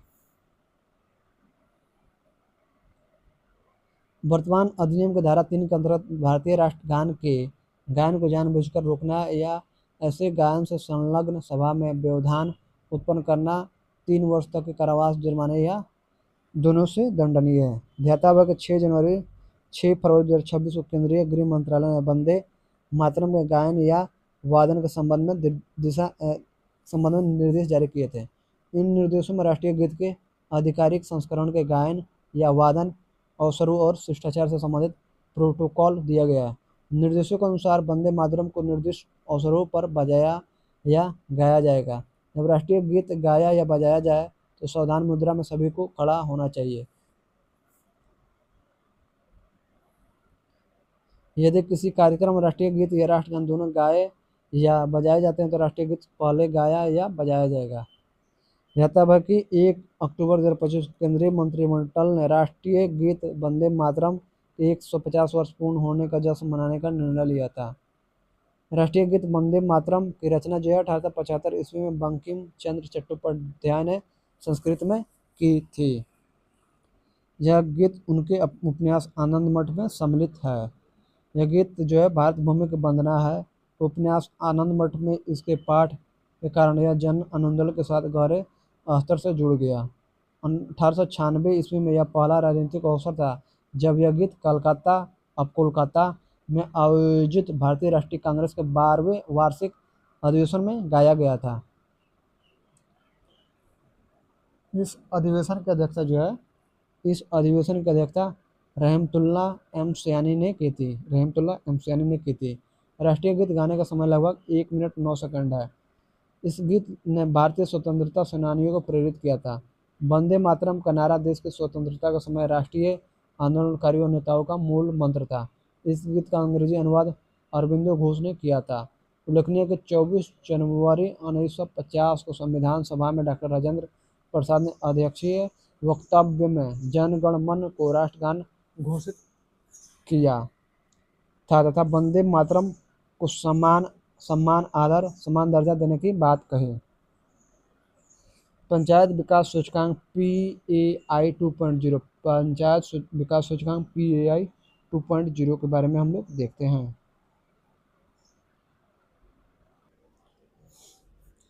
पंचायती राज मंत्रालय ने जमीनी स्तर पर शासन को मजबूत करने और समावेशी ग्रामीण विकास को बढ़ावा देने की दिशा में एक महत्वपूर्ण कदम उठाते हुए 24 अप्रैल 2026 को मनाए गए राष्ट्रीय पंचायती राज दिवस के अवसर पर वित्तीय वर्ष 2023-24 के लिए पंचायत उन्नति सूचकांक PAI 2.0 रिपोर्ट जारी की। पंचायती राज मंत्रालय द्वारा विकसित पंचायत विकास सूचकांक PAI ग्राम पंचायतों और परंपरागत स्थानीय निकायों के विकास तथा शासन प्रदर्शन को वस्तुनिष्ठ और सत्यापन योग्य संकेतों के आधार पर मापता है। वित्त वर्ष 2023-24 के लिए जारी PAI 2.0 के अंतर्गत देश की 2.5 लाख से अधिक पंचायतों का मूल्यांकन 150 संकेतकों के आधार पर किया गया है।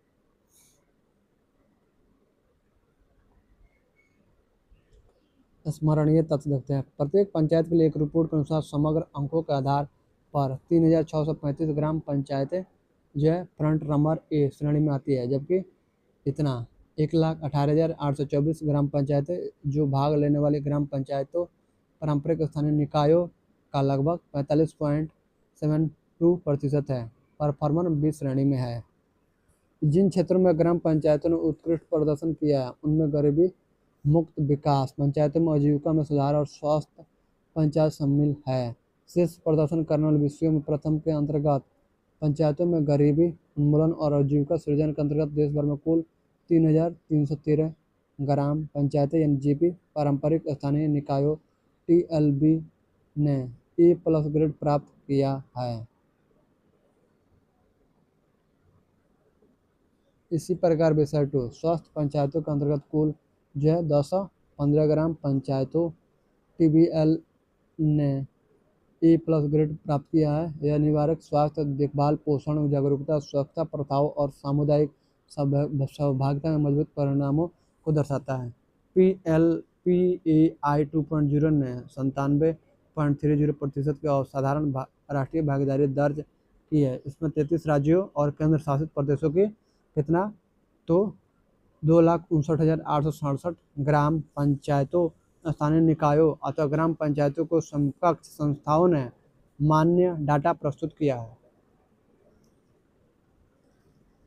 यह PAI संस्करण 1.0 के अंतर्गत प्राप्त 80.79% भागीदारी की तुलना में एक उल्लेखनीय और सराहनीय सुधार है। जैताबगी ग्राम पंचायतों को उनके समग्र PAI स्कोर के आधार पर 5 प्रदर्शन श्रेणी में वर्गीकृत किया गया है। ये श्रेणियाँ अचीवर यानी A+ 90 और उससे अधिक, फ्रंट रनर यानी A से मतलब 75 से 90 से कम, परफॉर्मर यानी B 60 से 75 से कम, एस्पिरेंट जो है C 40 से 60 से कम और बिगिनर जो है D 40 से कम। PAI 2.0 में शीर्ष राज्य केंद्र शासित प्रदेश, क्रम राज्य केंद्र शासित प्रदेश, फ्रंट रनर पंचायतें। पहला जो है त्रिपुरा 943, दूसरा तेलंगाना 624, तीसरा आंध्र प्रदेश 591, चौथा जो उड़ीसा 555, पाँचवा जो महाराष्ट्र 315 और आपका अनुल्लेखनीय तमिलनाडु जो 197। प्रतिशत के आधार पर शीर्ष प्रदर्शन करने वाले राज्य कौन से हैं? तो राज्य फ्रंट रनर पंचायतें, भागीदारी वाली पंचायतें लगभग प्रतिशत। त्रिपुरा जो है फ्रंट रनर पंचायतें 943, भागीदारी वाली पंचायतें 1,176, लगभग 80.2%। केरल जो है 95, फ्रंट रनर पंचायतें जो है 95 है और भागीदारी वाली पंचायतें 941 और 10.1%। उड़ीसा जो है 555 है, 6,794, 8.2%। तेलंगाना जो है 624, 12,556, 5% और आंध्र प्रदेश 591 है, 13,310 और 4.4%। चलिए आगे देखते हैं हम लोग। मिजोरम जो है 34 है, 840, 4.0%। चलिए आगे हम लोग देखते हैं 38 के बाद 39 देखते हैं। प्रधानमंत्री ग्राम सड़क योजना थर्ड।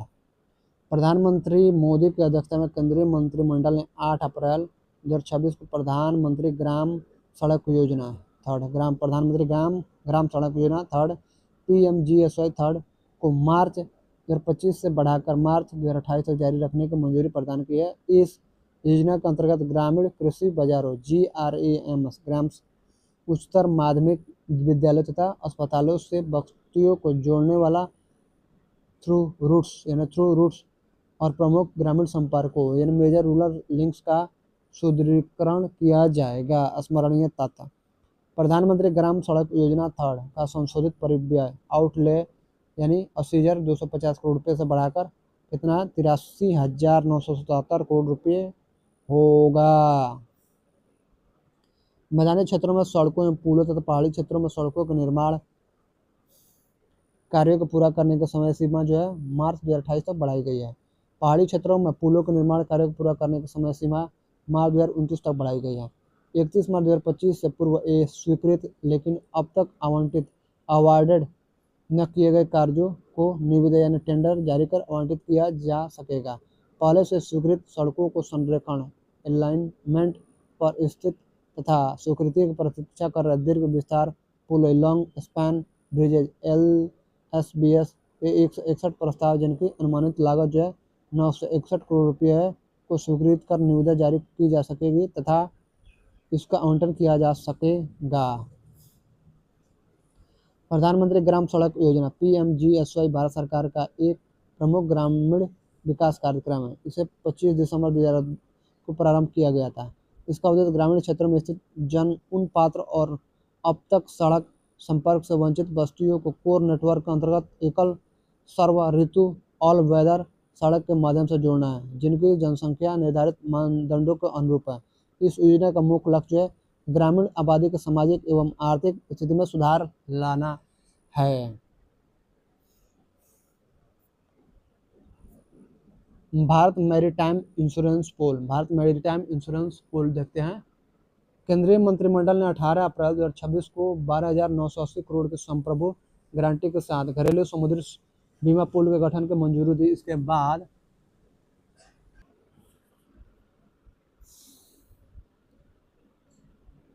केंद्रीय मंत्रिमंडल ने 18 अप्रैल 2026 को 12,980 करोड़ के संप्रभु गारंटी के साथ घरेलू समुद्री बीमा पुल के गठन की मंजूरी दी है। 12,980 करोड़ के संप्रभु गारंटी के साथ।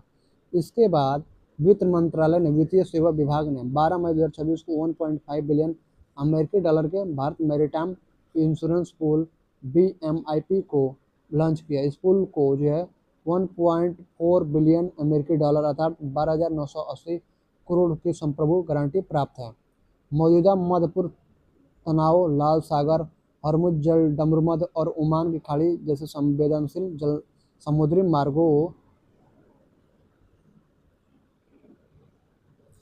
मार्गों में बढ़ते जोखिम तथा विदेशी पुनर्बीमा कंपनियों द्वारा कवरेज वापस लेने की आशंका को देखते हुए यह पहल अत्यंत महत्वपूर्ण है।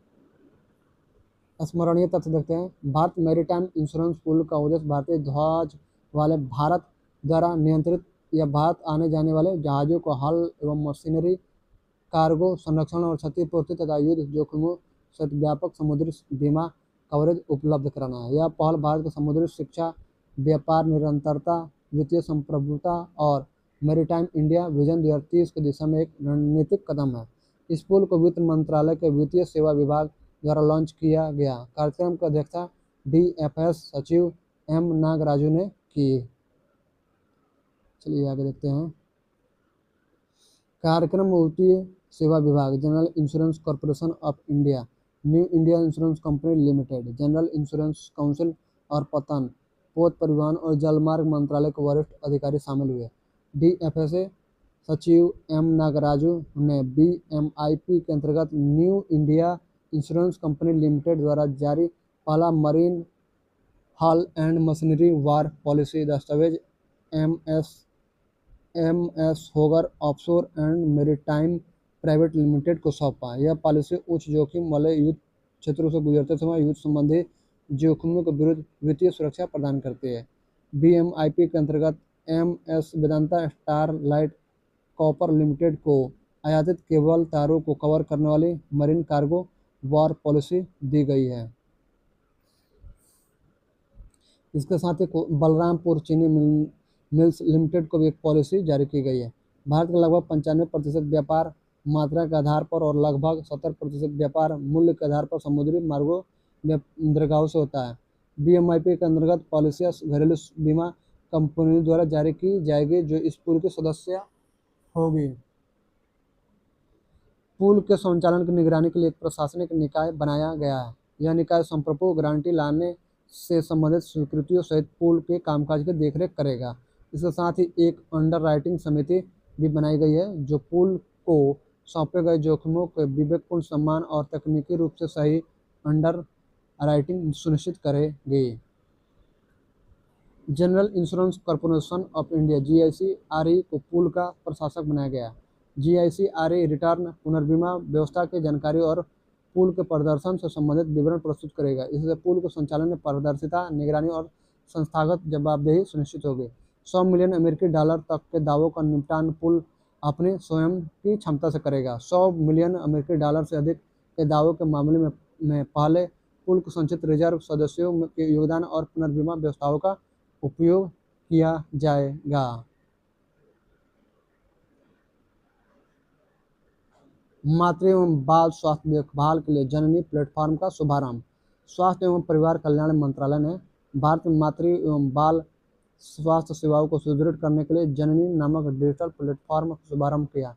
जननी का पूर्ण रूप journey of antenatal natal and neonatal integrated care है। इस प्लेटफॉर्म का शुभारंभ जो है national summit on innovation and inclusivity best practice shaping India and health future में किया गया। स्मरणीय तथ्य देखते हैं, जननी मातृ बाल स्वास्थ्य देखभाल के लिए एक सेवा उन्मुख डिजिटल प्लेटफॉर्म है। यह देखभाल की निरंतरता के अंतर्गत प्रमुख सेवा वितरण घटनाओं को दर्ज करके दीर्घकालिक स्वास्थ्य अभिलेख तैयार करता है।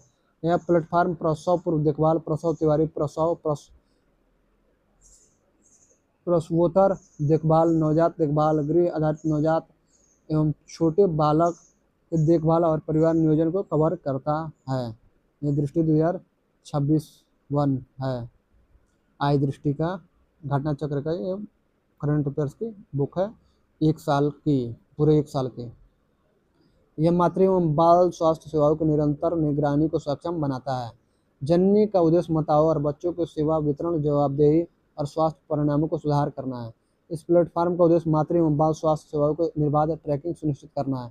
जननी की एक प्रमुख विशेषता क्यूआर राक्षस डिजिटल मातृ एवं बाल स्वास्थ्य कार्डों की शुरुआत है। ये डिजिटल MCH कार्ड स्वास्थ्य अभिलेखों तक सरल पहुंच और पोर्टेबिलिटी प्रदान करते हैं। इस प्लेटफॉर्म में मौजूदा प्रजनन एवं बाल स्वास्थ्य पोर्टल के उन्नत संस्करण के रूप में विकसित किया गया है। विधानसभा चुनाव परिणाम 2026। मई 2026 के विधानसभा चुनावों के भारतीय राजनीति में कई महत्वपूर्ण संकेत दिए। इन चुनावों में अलग अलग राज्यों में अलग अलग परिणाम देखने को मिले। भारतीय जनता पार्टी ने ऑल इंडिया तृणमूल कांग्रेस के लंबे दबदबे को तोड़ते हुए पहली बार पश्चिम बंगाल में ऐतिहासिक जीत दर्ज किया। असम में भाजपा ने लगातार तीसरी बार सत्ता में वापसी की और यह दिखाया कि वहां उसका जनाधार अभी भी मजबूत है। केरल में कांग्रेस नेतृत्व वाला UDF फिर से मजबूत स्थिति में आया।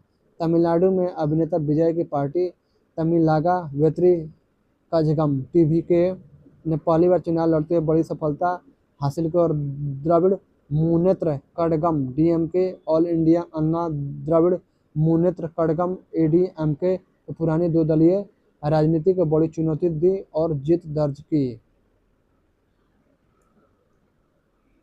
वही पुडुचेरी में ऑल इंडिया NR कांग्रेस यानी AINRC नेतृत्व वाला NDA फिर से सत्ता के केंद्र में रहा। इन चुनावों में 5 राज्यों केंद्र शासित प्रदेशों के विधानसभा सीटों पर परिणाम घोषित किए गए। इनमें असम 126 सीट, केरल के 140 सीट, पुडुचेरी के 30 सीट, तमिलनाडु के 234 सीट और पश्चिम बंगाल के 293 सीटें शामिल थी। पश्चिम बंगाल की एक और सीट फाल्टा में 21 मई को पुनर्मतदान हुआ था। स्मरणीय तथ्य देखते हैं क्या है।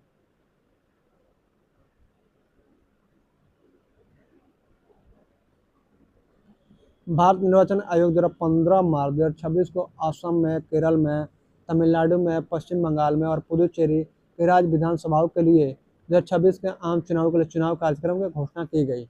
भारत निर्वाचन आयोग को संविधान के अनुच्छेद 324 तथा अनुच्छेद 172 के सब क्लॉज 1 के साथ पठित और जन प्रतिनिधित्व अधिनियम 1951 की धारा 15 के अंतर्गत प्रदत्त अधिकारों और शक्तियों के प्रयोग में असम, केरल, तमिलनाडु और पश्चिम बंगाल राज्यों की विधानसभाओं तथा केंद्र शासित प्रदेश पुडुचेरी की विधानसभा के कार्यकाल की समाप्ति से पूर्व चुनाव कराने का दायित्व सौंपा गया है। ध्यातव्य कि असम, केरल और पुडुचेरी में मतदान जो है 9 अप्रैल 2026 को संपन्न हुआ। तमिलनाडु में चुनाव हेतु मतदान जो 23 अप्रैल 2026 को संपन्न हुआ। पश्चिम बंगाल में विधानसभा चुनाव हेतु मतदान 2 चरणों में आयोजित किए गए, 23 अप्रैल को तथा 29 अप्रैल 2026 को। एक सीट फाल्टा में 21 मई को पुनर्मतदान हुआ, जिसका परिणाम 24 मई 2026 को घोषित किया गया। इन सभी राज्यों के चुनाव परिणाम हेतु मतगणना 24 मई 2026 को की गई, पश्चिम बंगाल की एक सीट को छोड़कर। पश्चिम बंगाल में भारतीय जनता पार्टी ने 207 सीटों के साथ बहुत बड़ी जीत दर्ज की। ऑल इंडिया तृणमूल कांग्रेस 8 सीटों पर सिमट गई।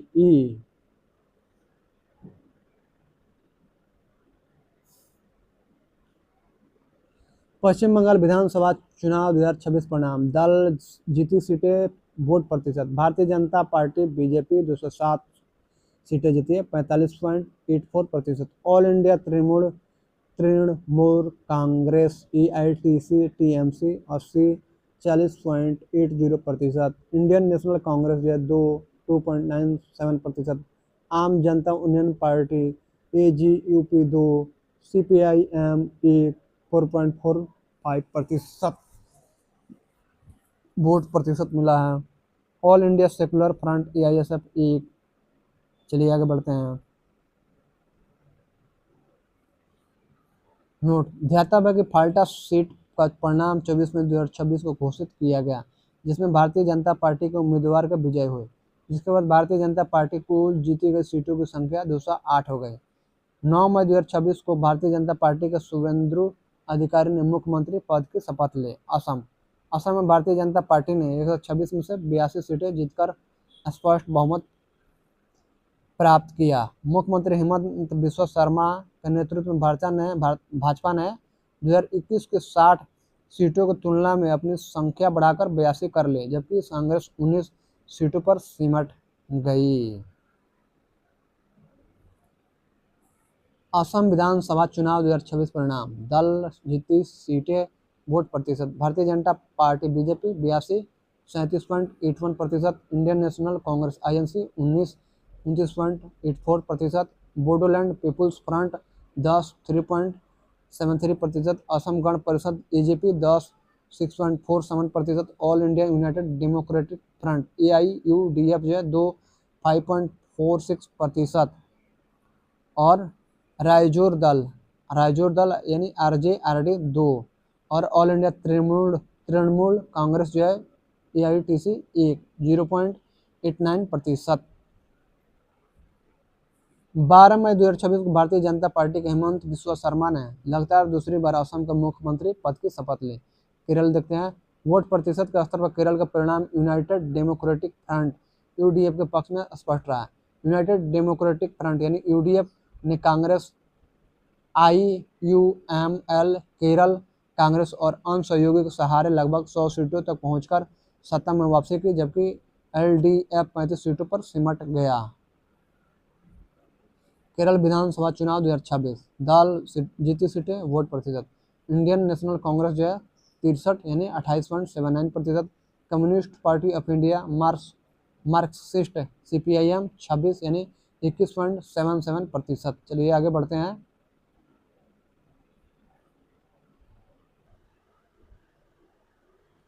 इंडियन यूनियन मुस्लिम लीग जो है IUML 22 11.01%। Communist Party of India CPI 8 6.64%।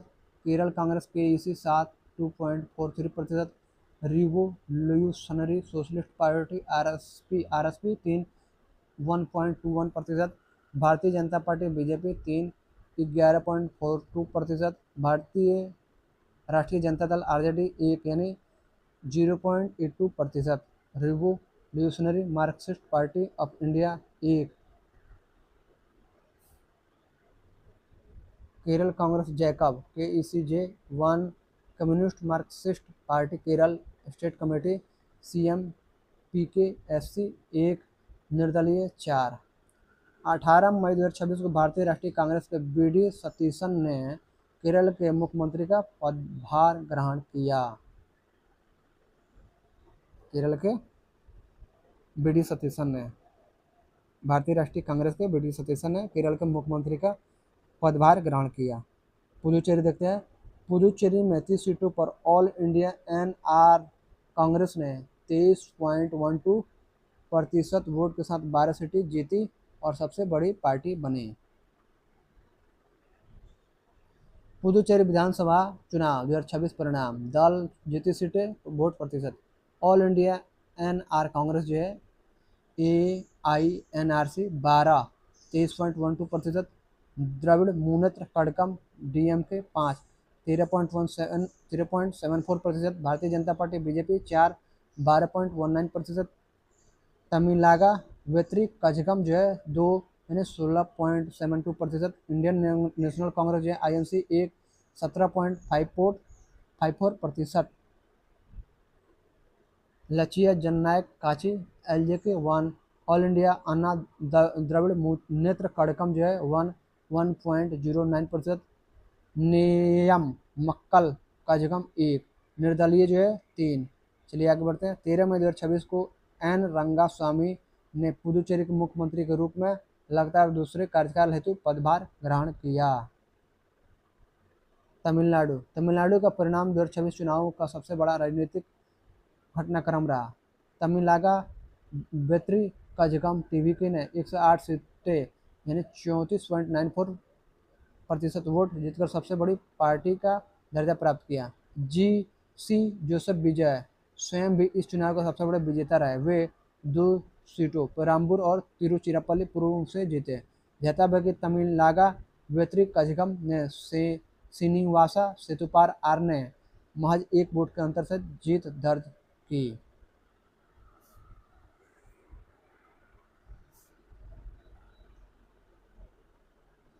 Tamil Nadu विधानसभा चुनाव 2026 देखते हैं। दल जीती सीटें, वोट प्रतिशत। तमिलनागा वेत्री कझगम जो है TVK 108 34.92%, द्रविड़ मुनेत्र कड़कम जो है DMK 59 यानी 24.19%, All India Anna Dravida Munnetra Kazhagam 47 21.21%, Indian National Congress 5 3.37%, Pattali Makkal Katchi PMK 4, Indian Union Muslim League IUML 2 0.29%, Communist Party of India CPI 2, Viduthalai Chiruthaigal Katchi जो है VCK 2 1.09%, Communist Party of India Marxist CPI-M 2, भारतीय जनता पार्टी BJP 1 2.97%, देसिया मुरक्कोकू द्रविड़ कड़गम जो है DMDK 1 1.20, अम्मा मक्कल मुनेत्र कझगम 1। ध्यातव्य है कि स्वतंत्रता के बाद से तमिलनाडु 84.69 और पश्चिम बंगाल प्रथम चरण जो है 91.78% तथा द्वितीय चरण 91.66% में अब तक सर्वाधिक मतदान प्रतिशत दर्ज किया गया अब तक का। 10 मई 2026 को तमिलनागा वेत्री कझगम KC जोसेफ विजय ने तमिलनाडु के मुख्यमंत्री पद की शपथ ली। थल्लापति ने शपथ ली है, विजय ने। संविधान 131वां संशोधन, संविधान जो है 131वां संशोधन हुआ है। विधेयक 2026 देखते हैं। संविधान 131वां संशोधन विधेयक 2026 16 अप्रैल 2026 को लोकसभा में प्रस्तुत किया गया, परंतु 17 अप्रैल 2026 को लोकसभा में आवश्यक विशेष बहुमत प्राप्त न करने के कारण पारित नहीं हो सका। मतदान में 298 सदस्य पक्ष में और 230 सदस्य विपक्ष में रहे। कुल 528 सदस्य उपस्थित और मतदान कर रहे थे, इसलिए इसे पारित होने के लिए 552 मतों की आवश्यकता थी। आवश्यक संख्या पूरी न होने से यह विधेयक 54 मतों से असफल हो गया। स्मरणीय तथ्य, संविधान की मौजूदा व्यवस्था में लोकसभा की अधिकतम सदस्य संख्या 550 है, जिसमें राज्यों से अधिकतम 530 और केंद्र शासित प्रदेशों से अधिकतम 20 सदस्य हो सकते हैं। 131वां संविधान संशोधन विधेयक ने इस सीमा को बढ़ाकर कुल 850 करने का प्रस्ताव रखा था, जिसमें राज्यों से अधिकतम 8 से 15 और केंद्र शासित प्रदेशों से अधिकतम 35 सदस्य होते, जबकि यह संविधान संशोधन विधेयक राज्यसभा की सदस्य संख्या में कोई बदलाव नहीं करता है। संविधान का अनुच्छेद 80 के अनुसार राज्यसभा में अधिकतम 250 सदस्य होंगे। इस विधेयक का अनुच्छेद 55, 81, 170, 330 और 332 में जनसंख्या की नई व्याख्या प्रस्तावित की थी। इसका अर्थ यह है कि जनसंख्या वही मानी जाती जो ऐसी जनगणना से प्राप्त हो जिसे संसद कानून बनाकर निर्धारित करे। अनुच्छेद 82 और अनुच्छेद 170 में प्रस्तावित संशोधन का उद्देश्य यह था कि लोकसभा और विधानसभा में सीटों का आवंटन तथा निर्वाचन निर्वाचन क्षेत्रों का पुनर्निर्धारण परिसीमन आयोग डेलिमिटेशन कमीशन द्वारा किया जाए और यह कार्य उस जनगणना के आधार पर हो जिसे संसद कानून द्वारा निर्धारित करे। इस पूरे विधेयक का तीसरा और सबसे संवेदनशील पक्ष था महिलाओं के लिए 1/3 आरक्षण के लिए क्रियान्वयन का प्रश्न। महिला आरक्षण के मामले में 126 संविधान संशोधन अधिनियम 2023 में लोकसभा, राज्य विधानसभाओं और राष्ट्रीय राजधानी क्षेत्र दिल्ली की विधानसभा में महिलाओं के लिए आरक्षण का प्रावधान किया था। इस संशोधन के अंतर्गत आरक्षण लागू होने की शर्त यह थी कि 106वें संविधान संशोधन के प्रारंभ के बाद पहली जनगणना के आंकड़े प्रकाशित हो और उसके बाद परिसीमन किया जाए। संघ राज्य क्षेत्र विधि संशोधन विधेयक 2026।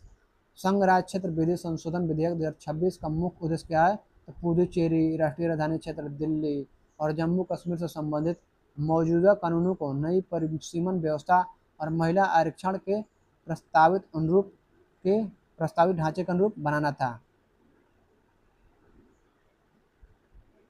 इस विधेयक में 1963 के यूनियन टेरिटरीज शासन अधिनियम 1991 के राष्ट्रीय राजधानी क्षेत्र दिल्ली शासन अधिनियम तथा 2019 के जम्मू और कश्मीर पुनर्गठन अधिनियम में संशोधन का प्रस्ताव किया गया था। पुदुचेरी के संबंध में यह व्यवस्था की गई थी कि उसकी विधानसभा की कुल सीटों की संख्या स्थिर रूप से 30 न मानी जाए, बल्कि परिसीमन आयोग डेलिमिटेशन कमीशन द्वारा निर्धारित की जाए, पर वह 30 से कम न हो।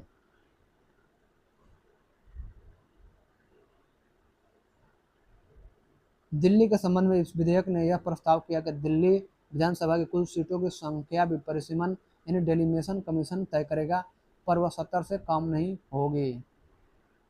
जम्मू और कश्मीर देखते हैं के लिए यह विधेयक अधिक विस्तृत है। इसमें प्रस्ताव था कि जम्मू और कश्मीर विधानसभा की कुल निर्वाचित सीटों की परिसीमन की संख्या जो परिसीमन आयोग डेलिमिटेशन कमीशन निर्धारित करेगा, पर वह 114 से कम नहीं होगी।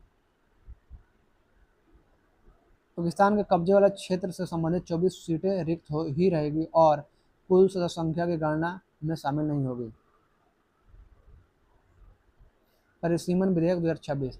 परिसीमन विधेयक 2026 का मुख्य उद्देश्य निर्वाचन क्षेत्रों का पुनर्गठन करना और जनसंख्या के आधार पर संसदीय विधानसभा सीटों का पुनर्वितरण करना था, जिससे जो है 1976 में से लागू सीटों का आवंटन पर लगी रोक हट जाती।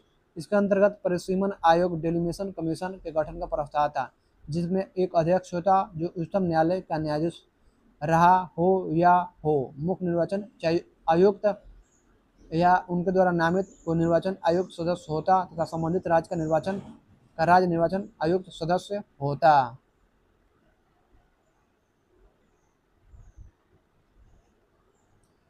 जन विश्वास उपबंधों का संशोधन अधिनियम 2026 देखते हैं। जन विश्वास उपबंधों का संशोधन जो है विधेयक 2026 27 मार्च 2026 को लोकसभा में प्रस्तुत किया गया था, जिससे कि 1 अप्रैल 2026 को लोकसभा में तथा 2 अप्रैल 2026 को राज्यसभा में पारित कर दिया गया। 7 अप्रैल 2026 को राष्ट्रपति की मंजूरी के साथ यह अधिनियमित हो गया। जन विश्वास प्रावधानों में संशोधन अधिनियम 2026 के माध्यम से 23 मंत्रालयों द्वारा प्रशासित 79 यानी 79 केंद्रीय अधिनियमों में संशोधन किए गए, जो विभिन्न क्षेत्रों में पहले 784 प्रावधानों को आच्छादित करता है। यह अधिनियम मामूली प्रक्रियात्मक चूकों के लिए आपराधिक दंडों को समाप्त करता है और उनकी जगह दीवानी दंड या प्रशासनिक तंत्र का प्रावधान करता है। यह अधिनियम जीवन यापन की सुगमता ईज ऑफ लिविंग में सुधार के उद्देश्य से भी संशोधन प्रस्तुत करता है।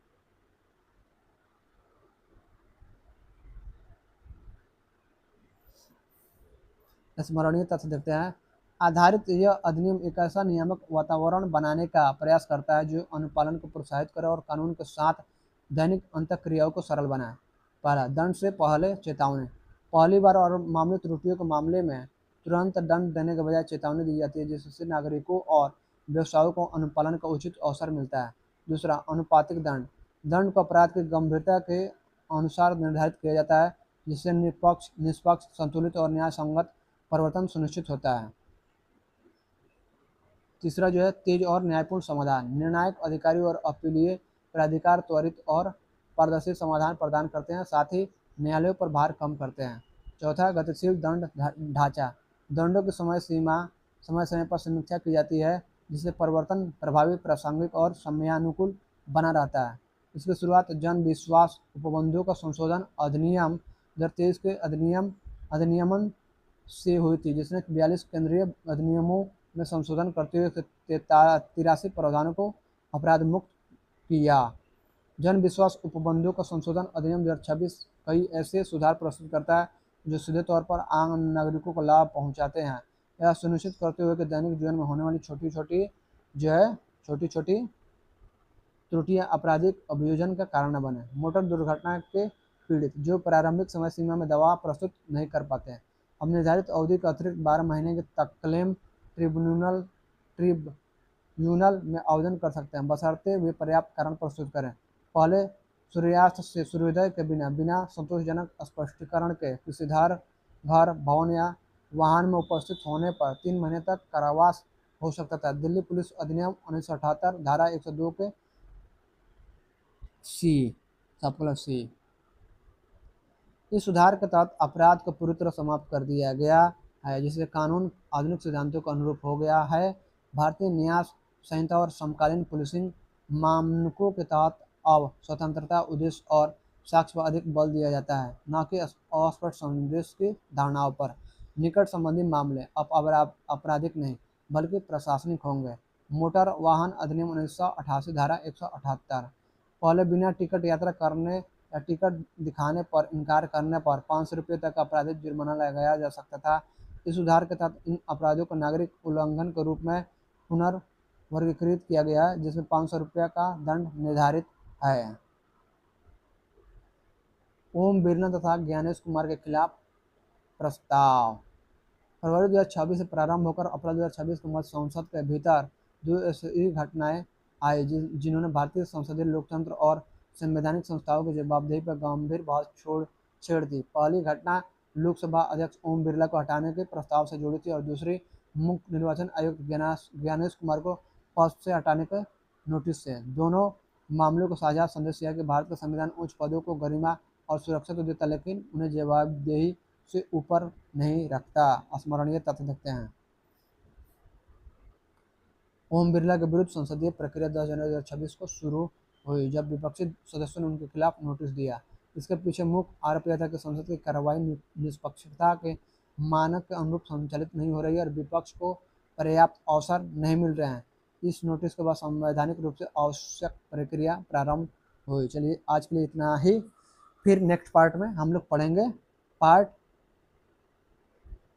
3 पढ़ेंगे घटना चक्र का। ये आपका क्या है, घटना चक्र का आई दृष्टि है।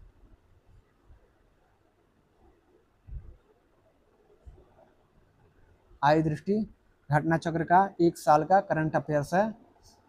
तो चलिए, ये हर एग्जाम में इससे पूछे जाते हैं घटना चक्र का। तो चलिए इसी के साथ मिलते हैं। जय हिंद, जय भारत, भारत माता की जय। चैनल को लाइक, सब्सक्राइब और कमेंट कीजिए। यहाँ पर मैं हमेशा फ्री में पढ़ाऊँगा।